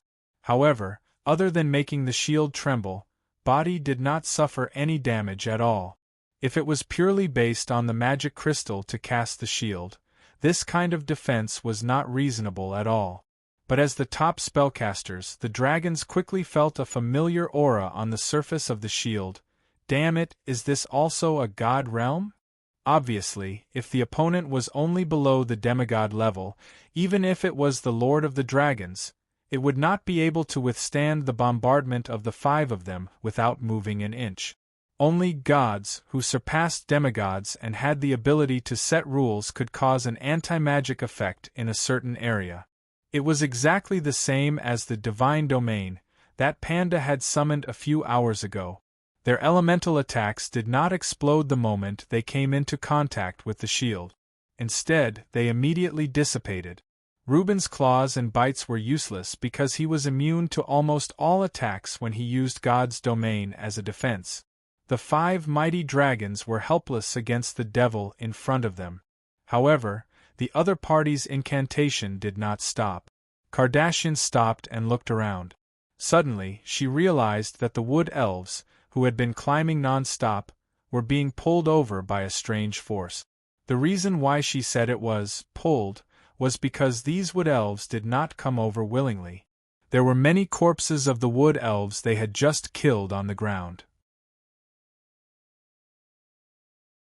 At this moment, they were rolling towards Body's position as if they were being blown by the wind. Many of the wood elves who were still alive were pulled down from the edge of the platform. After landing, they tried to resist the force, but no matter how they clung to the tree trunks on the ground or tried to lower their bodies, they were still pulled over by the strong suction force. As soon as these wood elves came into contact with the shield around Body, they were disintegrated into minced meat with a chi-chi sound. Their bodies were instantly shredded by an invisible force, and the remaining crystals in their chests shone brightly and stuck to the shield. In less than 10 seconds, there were hundreds of crystals stuck to the shield, and Barty, who was inside the shield, shone with a dazzling light. "He's making us sacrifice. Quick, stop the sacrifices." With the help of the system, Roddy immediately recognized the method of the other party's spellcasting. Speaking of the sacrifice skill, Roddy actually had it himself, but he had only used it once against the ancient behemoth. After confirming that the other party could make a sacrifice, Roddy immediately confirmed another thing. The person behind Body was not as simple as a demon. Indeed, it was related to a certain god. Because only believers would make a sacrifice for the god they worshipped. Before this, no one had thought that demons also had a god they worshipped, but after hearing Roddy's shout, Kardashian and the others certainly knew that this was not a good thing. However, their attacks were still ineffective against the shield, so they could only turn to stop the wood elves who were constantly approaching. Amidst the flashes of light, ice spells, earth's power, vines, flames, and crystal walls trapped the wood elves in their original positions. Because the noise was too loud, and the impact of the explosion was too strong, no one present noticed the sudden roar above their heads. The dragons desperately tried to stop the other wood elves, which indeed hindered the process of Body's spellcasting. In the end, it seemed that Body realized that he could not gather all the wood elves in front of him, and in the light, he stopped chanting the spell. With a roar, the shield formed by the divine realm instantly collapsed, and Body's figure slowly stood up in the smoke of the elemental sacrificial explosion. This time, his change was beyond the imagination of the dragons. The magic crystal that had been quickly absorbed during the sacrifice, just now, along with the ones on his back, disappeared. All the power seemed to have been contributed to the unknown god in this sacrificial ceremony.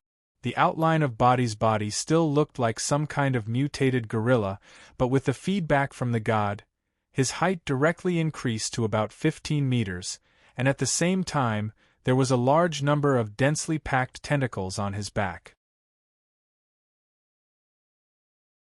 The new dark red scales and bone spurs shone under the light of the illumination spell.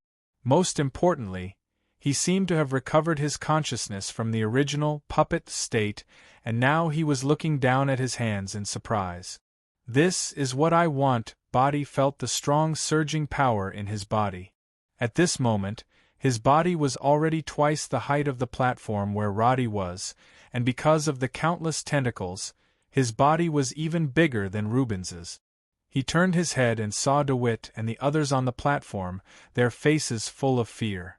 However, Body was not interested in dealing with these reptiles now. He raised his right arm and looked to his side. This former Wood Elf village chief found that he could control the tentacles like he controlled his fingers. The extended tentacles quickly wrapped around a giant tree on the ground, and as Body clenched his right fist, the trunk of the tree, which would take 5 people to wrap their arms around, let out a horrifying "ga-ga" sound under the twisting of the tentacles. The giant tree was directly wrung out like a rag, and juice was squeezed out of the giant tree. The tentacles loosened, and it became a pile of cracked fibers on the ground. Ha ha ha! He suddenly began to laugh wildly.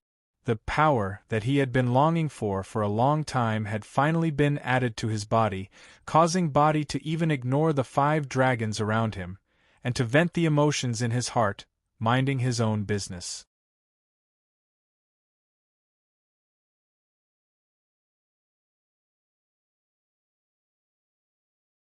Chapter 1004. Bam! After a loud noise, Rubens found himself crashing into a mountain. Although one of Body's legs had sunk into a deep pit, the countless tentacles behind him supported his body and firmly resisted Rubens's impact. Body's left hand blocked Rubens's biting mouth. He raised his right hand and grabbed the neck of the black dragon Hurlo. He easily pulled him away and slammed him on the ground like a sack. Rubens, who was the strongest among them, was already in such a state. Needless to say, the other dragons rushed forward at the same time. Iskar's flame breath sprayed on the pile of tentacles. However, Body did not even look at it. He rushed forward with the flames and punched through Iskar's flame shield and hit the dragon's head. His huge body showed astonishing speed. Before Iskar could react, he was hit. The dragon's horn, scales, and teeth flew out. He rolled on the ground a few times. When he got up, his head was crooked. His left eye could not open due to the serious injury. However, the 5 dragons present knew that it was meaningless to retreat in such a battle. The effects of the devil's invasion had begun to affect their minds. Kardashian transformed immediately. Before she spread her wings and pounced, she suddenly turned her head and shouted at the platform, "Go! We can hold them off."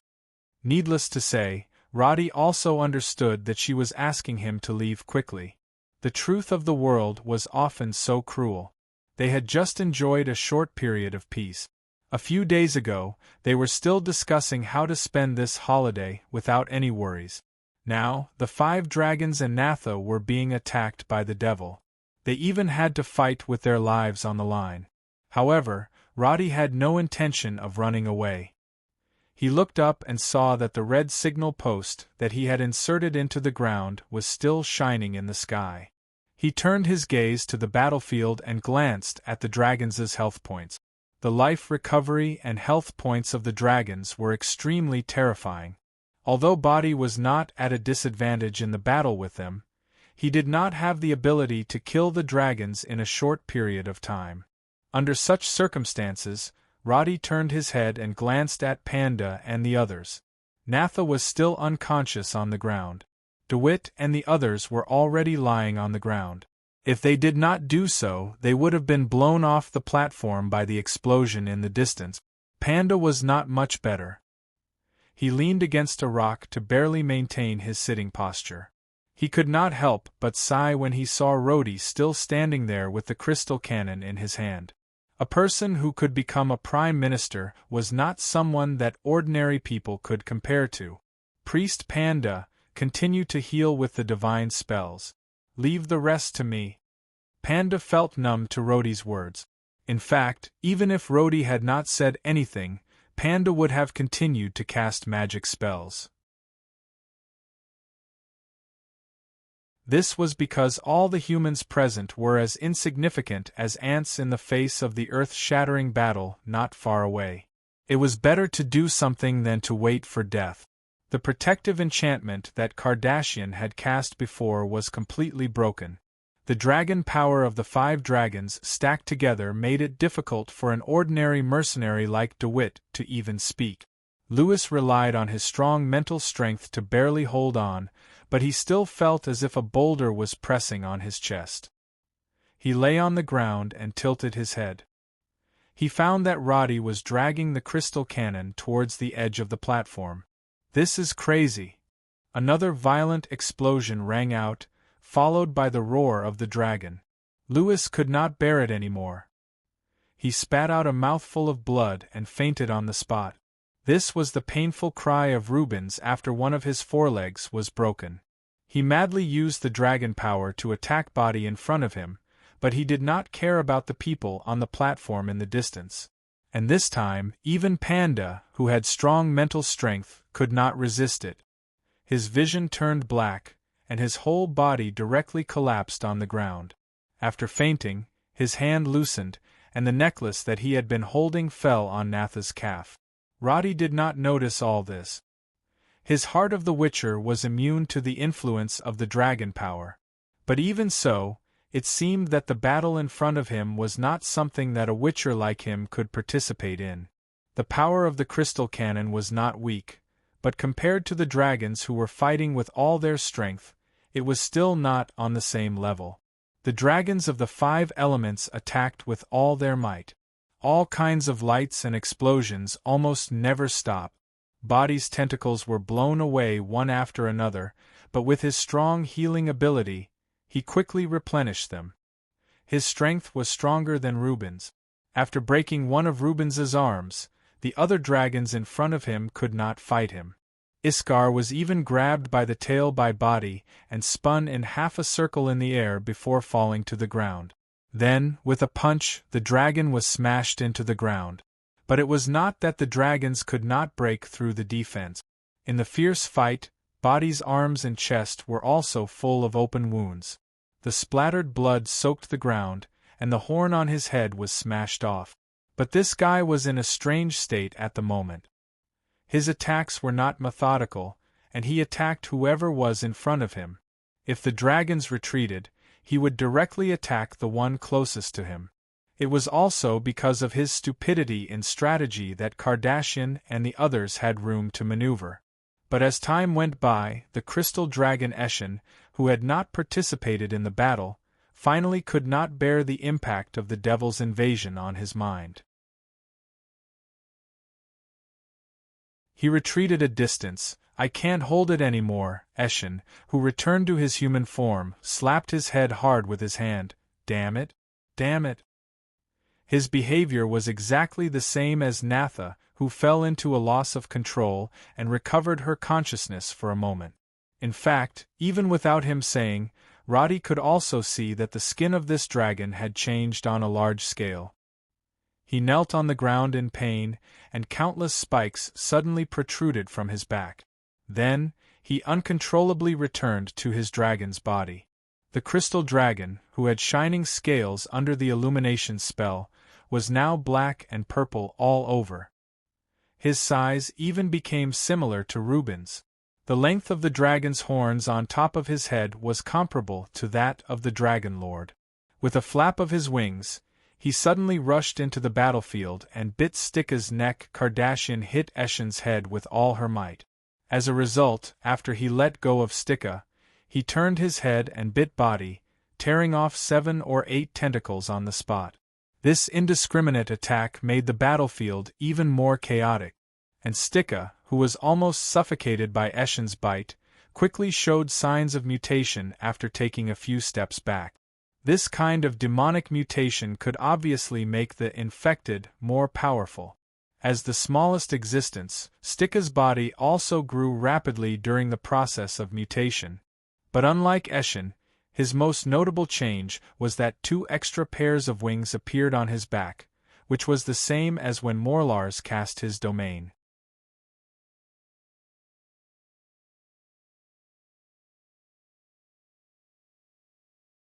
Chapter 1005.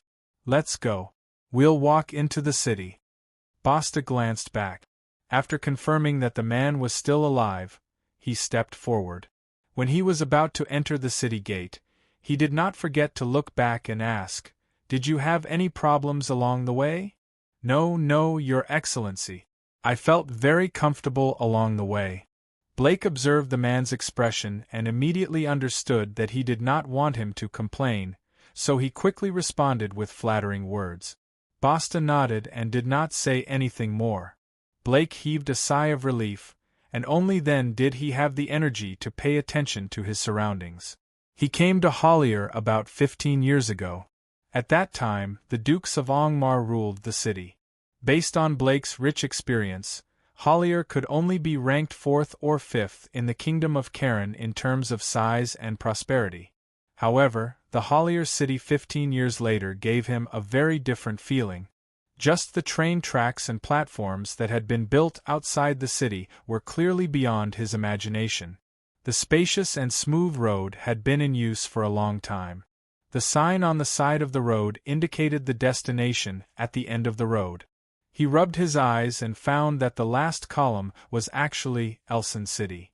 Of course, he knew how far Elson City was, so he stood there for a few seconds before he came back to his senses. The temperature here was much colder than the base of the Moon God clan. If it were not for the recent frequent sacrificial activities, the residents there would not even have come out of their houses. But on the road in front of him, he could see a steady stream of carriages, caravans, and even mercenary groups going in and out of the city gate. Vegetables and fruits from the southern cities were clearly visible on the carriages. The bundles of hides carried by the mercenaries were even more eye-catching, which meant that they could make a steady profit from the shops in the city. 15 years ago, Blake also came to Hollier around this time. But at that time, the city gate was not lively. In winter, there was only one gate open, and no one came in or out of it all day long. Now, this sharp contrast had made him realize that many things had changed. Walking along the road into the city, Basta and the others did not dare to use dragon power to suppress the mortals like before. Their clothes had also become plain, but the horns on their heads were still eye-catching. The people around them consciously made way for them and looked at them with awe and reverence. Blake did not see any surprise on these people's faces, which could only mean one thing. The people of Hollier had become accustomed to the existence of dragons. What ability did Roddy have to make the dragons run around him?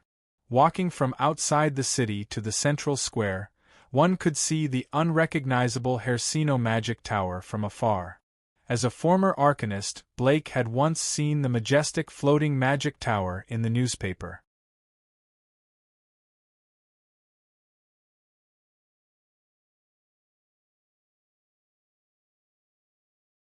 His lips trembled as he bowed, but what came out of his mouth was, "Styrian above, Blake, a devout follower of the Moon God, wishes the well-being of Her Excellency Edith." Edith's expression did not change. She only nodded and casually asked, "Did anything happen on the way?" "No, nothing serious. They have always been very good to me." There was nothing wrong with what Blake said, but Basta and the others were not present. His expression obviously had other meanings. Edith raised her eyes and glanced at him. This holy lord was very respectful, with his head lowered and his face filled with obedience. But the more he behaved like this, the more it meant that there was something wrong. Blake's little tricks were very scheming, but he didn't realize that it was extremely childish to use such tricks on a demigod, even though it was fine to use them on other people. Edith did not speak again, but Blake inexplicably felt uneasy. Following Edith, he walked all the way to the guest area, where Panda and the others were. Blake was arranged to stay next to Panda. Seeing the Holy Lord Blake appear in front of him, the latter was stunned for a moment and even forgot to bow. Lord Blake, Lord Holy Lord. You!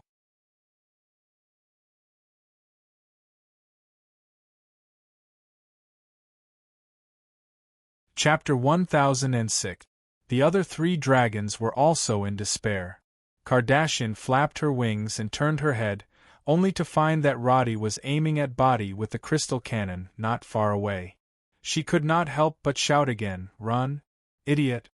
As soon as she finished speaking, she was hit by Body's hand, and her whole body flew out.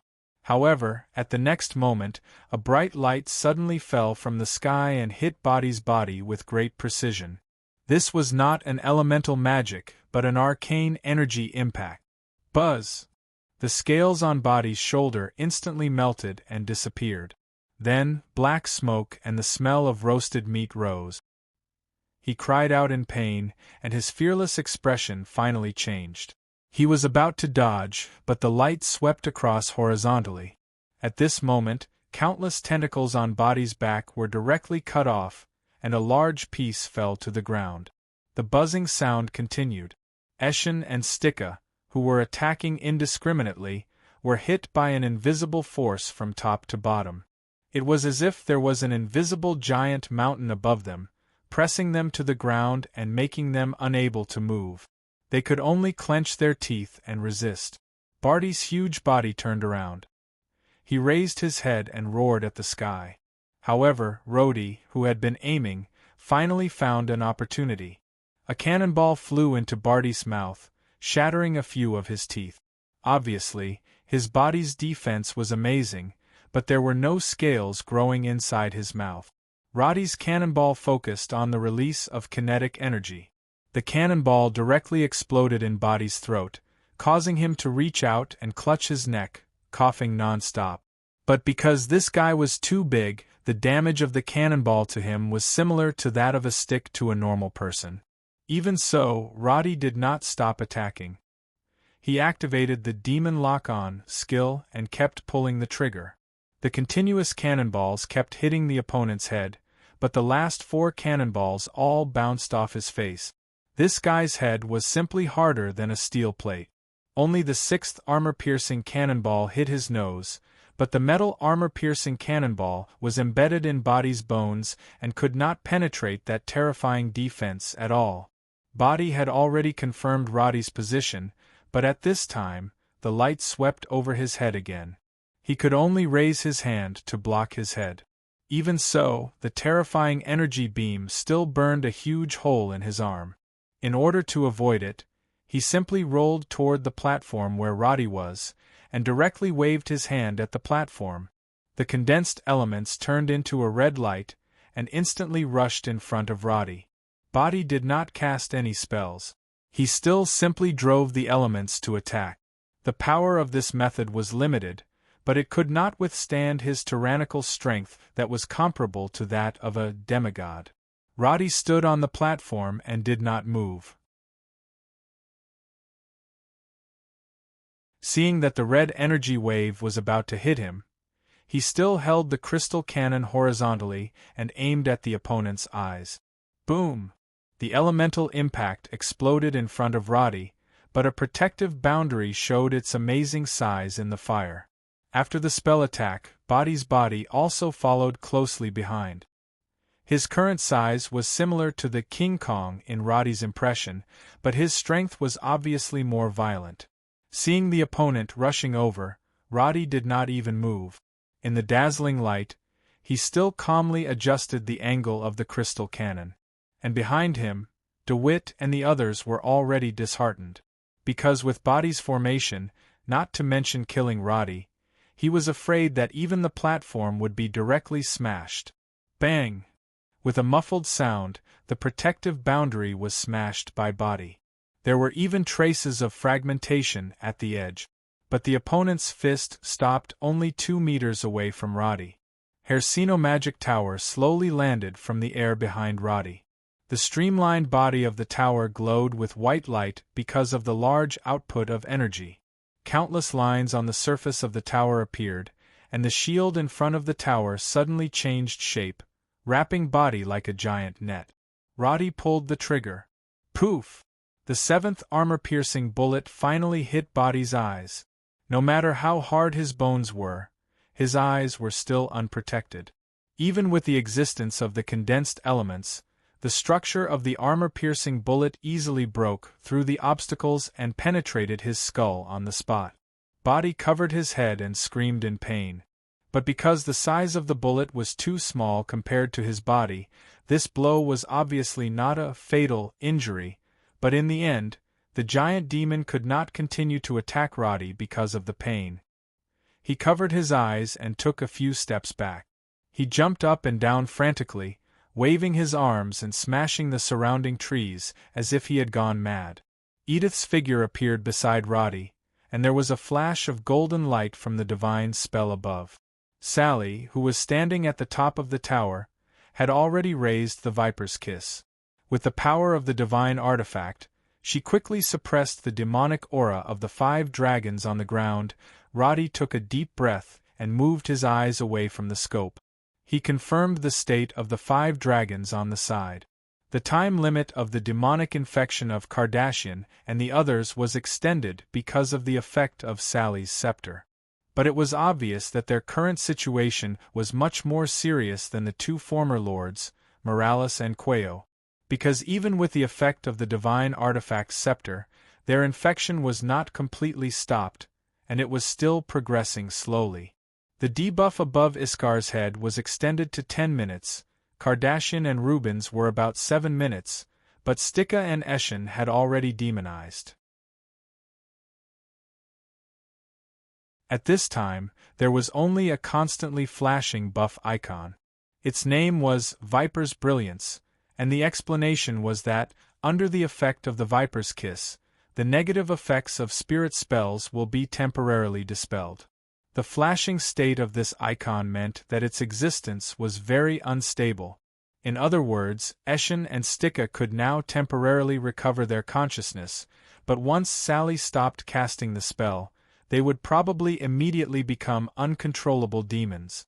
And what made him even more anxious was that although Kardashian and the others had not mutated for the time being, their debuffs were far more than just higher demon infection. One of the red icons had aggravated infection written on it, increase the speed of infection after injury. The other one had dragon crystal erosion written on it, accelerate the change of the dragon crystal's origin power. Roddy frowned. This situation was worse than he had imagined. Is this a demon lord? Grand Arcanist Edith had not seen a demon with her own eyes, but she had been participating in the study of demons these days. So when she saw a body in front of her, she could not help but say, "His strength has broken through the demigod level, but it seems that he does not know how to use his own power." Roddy did not have time to analyze this. He pointed to the few dragons next to him and said, "Save them first, but do not put them in the tower."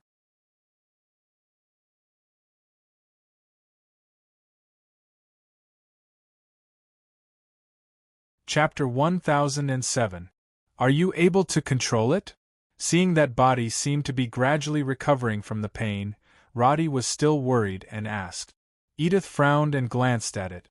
The magic tower's energy may not be able to last for too long, but there are hundreds of dragons in the tower now. Do you need their help? Don't let them out. Roddy immediately rejected this suggestion. Body had already tricked 5 dragons. If this guy mutated and caused more dragons to be infected, it would really shake the foundation of the dragons. It's best if they can help with magic support, but they must be in the magic tower. That's no problem. I'll go ask. Edith did not talk nonsense, but Roddy directly proposed a plan. Show them what happened on the battlefield. These guys know what to do. Prime Minister, then you, cover me. I'll go confirm the situation of Kardashian and the others. After Roddy finished speaking, he threw away the crystal cannon and jumped down from the platform. He was still dressed as a mercenary. Due to the previous battle, he had a short bow slung across his body. There were only a few arrows left in his quiver. Since he had used up almost all of them when he faced Barty, Roddy did not have the time to tidy them up. He cast a levitation spell in the air, and when he landed, he activated his leap and sprint skills and quickly ran towards Barty. Edith understood the urgency of the battle. She pushed her hands to both sides and dragged Eshin and Stika away from Barty, who were gradually regaining their sanity under the light of the Viper's kiss. At this time, although Kardashian, Iskar, and Rubens had not completely mutated, they were covered with wounds in the continuous battle. Iskar's neck was bloody, and Kardashian's abdomen had a big hole, even her internal organs could be seen. "Don't fight recklessly. Stand down," Roddy shouted at them, and Kardashian obeyed immediately. Her body quickly changed back to human form, and she floated back to the ground with the help of magic. Iskar and Rubens also retreated from the central battlefield. When they turned around, Eshin and Stika had also returned to their human forms. Sally's divine spell had restored their sanity, but after the transformation, they looked completely different from before.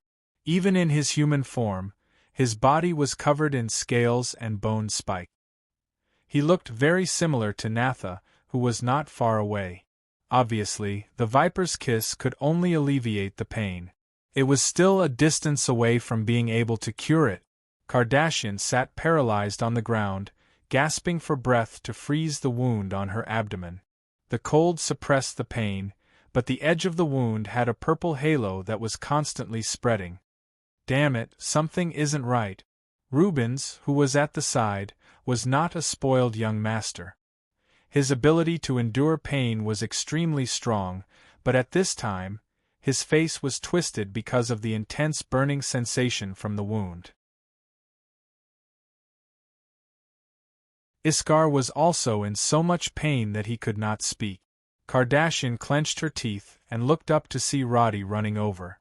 She immediately said anxiously, "What are you doing here? Go back to the magic tower quickly." In front of the other dragons, Kardashian had always been careful not to let the relationship between her and Roddy be exposed. But at this moment she could not care about acting, but Roddy was equally anxious.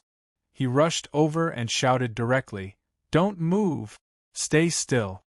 In the past, it was Kardashian who liked to take the initiative, but when Roddy really spoke seriously, she would definitely listen. At this time, after being shouted at by Roddy, she, who originally wanted to get up, obediently stopped moving. After Roddy rushed over, the waves that were spreading from the wounds of the others immediately made him feel that it was troublesome. He turned his head and glanced at the top of the magic tower, where Sally's scepter was pointing. The light continued to radiate, and the shadows of 3 snakes were circling in the air. Compared to her performance on the battlefield a few months ago, her current control of the scepter was obviously a notch higher. But even so, the condition of the 5 dragons continued to deteriorate. Everything in front of him pointed to one fact. The guy behind Body was probably already able to compete with the gods. But now he had no time to think about the problem of whether there were gods among the demons. After Roddy got closer, he carefully checked the status of Kardashian. After his Witcher's vision was opened, the purple light of the demon waves was abnormally dazzling. They spread like a spider web all over the bodies of these dragons, but the most condensed was the dragon crystal on their chests. The dissipated energy of the dragon crystal became the source of these demon waves. With every spread of the light of the dragon crystal, the purple light also spread once to every corner of the body. The light of the Viper's kiss was trying hard to swallow the purple spider web, but the energy of the dragon crystal was far more than that of the ordinary magic crystal, and the spreading waves were always faster than the dissipation of the divine magic. "Listen to me, everyone." Roddy looked at Eshin and Stika, who had changed their appearance. Both of them were not in pain like the others, but their expressions were a little dazed and sometimes awake. "Prime Minister, do you have a solution?" Reuben's forehead was wet. Obviously, the dragons would also sweat because of the pain. Roddy did not talk nonsense and said directly, "The key problem of the invasion of the demons now is the dragon crystal. It provides the energy for the demon infection. If the dragon crystal is still there, I am afraid that the infection will not be controlled at all." The dragons were not fools. A simple sentence was enough for them to figure out the reason behind it. They felt it themselves and knew that the power in their bodies was constantly being absorbed. Eshin looked down at his mutated hands and said, "Then it seems that taking out the dragon crystal is the only way." "Are you crazy?"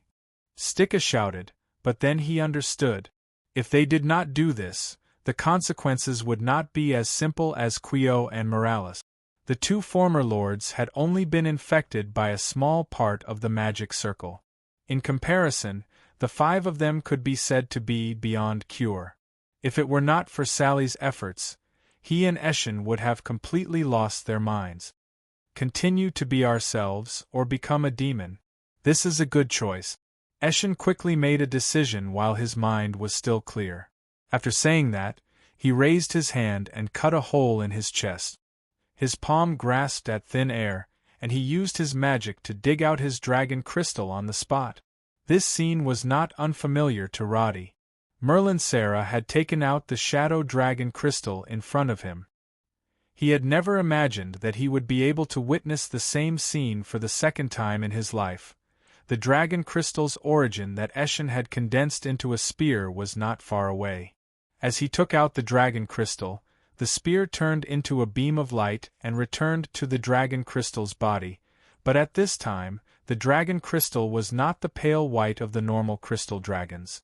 Instead, it was mixed with black dye. This also showed the severity of the corrosion. A few of the dragon race were very clear that with the dragon crystal in such a state, it would probably be impossible for it to recover. You're tuning in to the Phoenix Knights YouTube channel. Don't forget to subscribe and join us on this journey to catch the most captivating stories.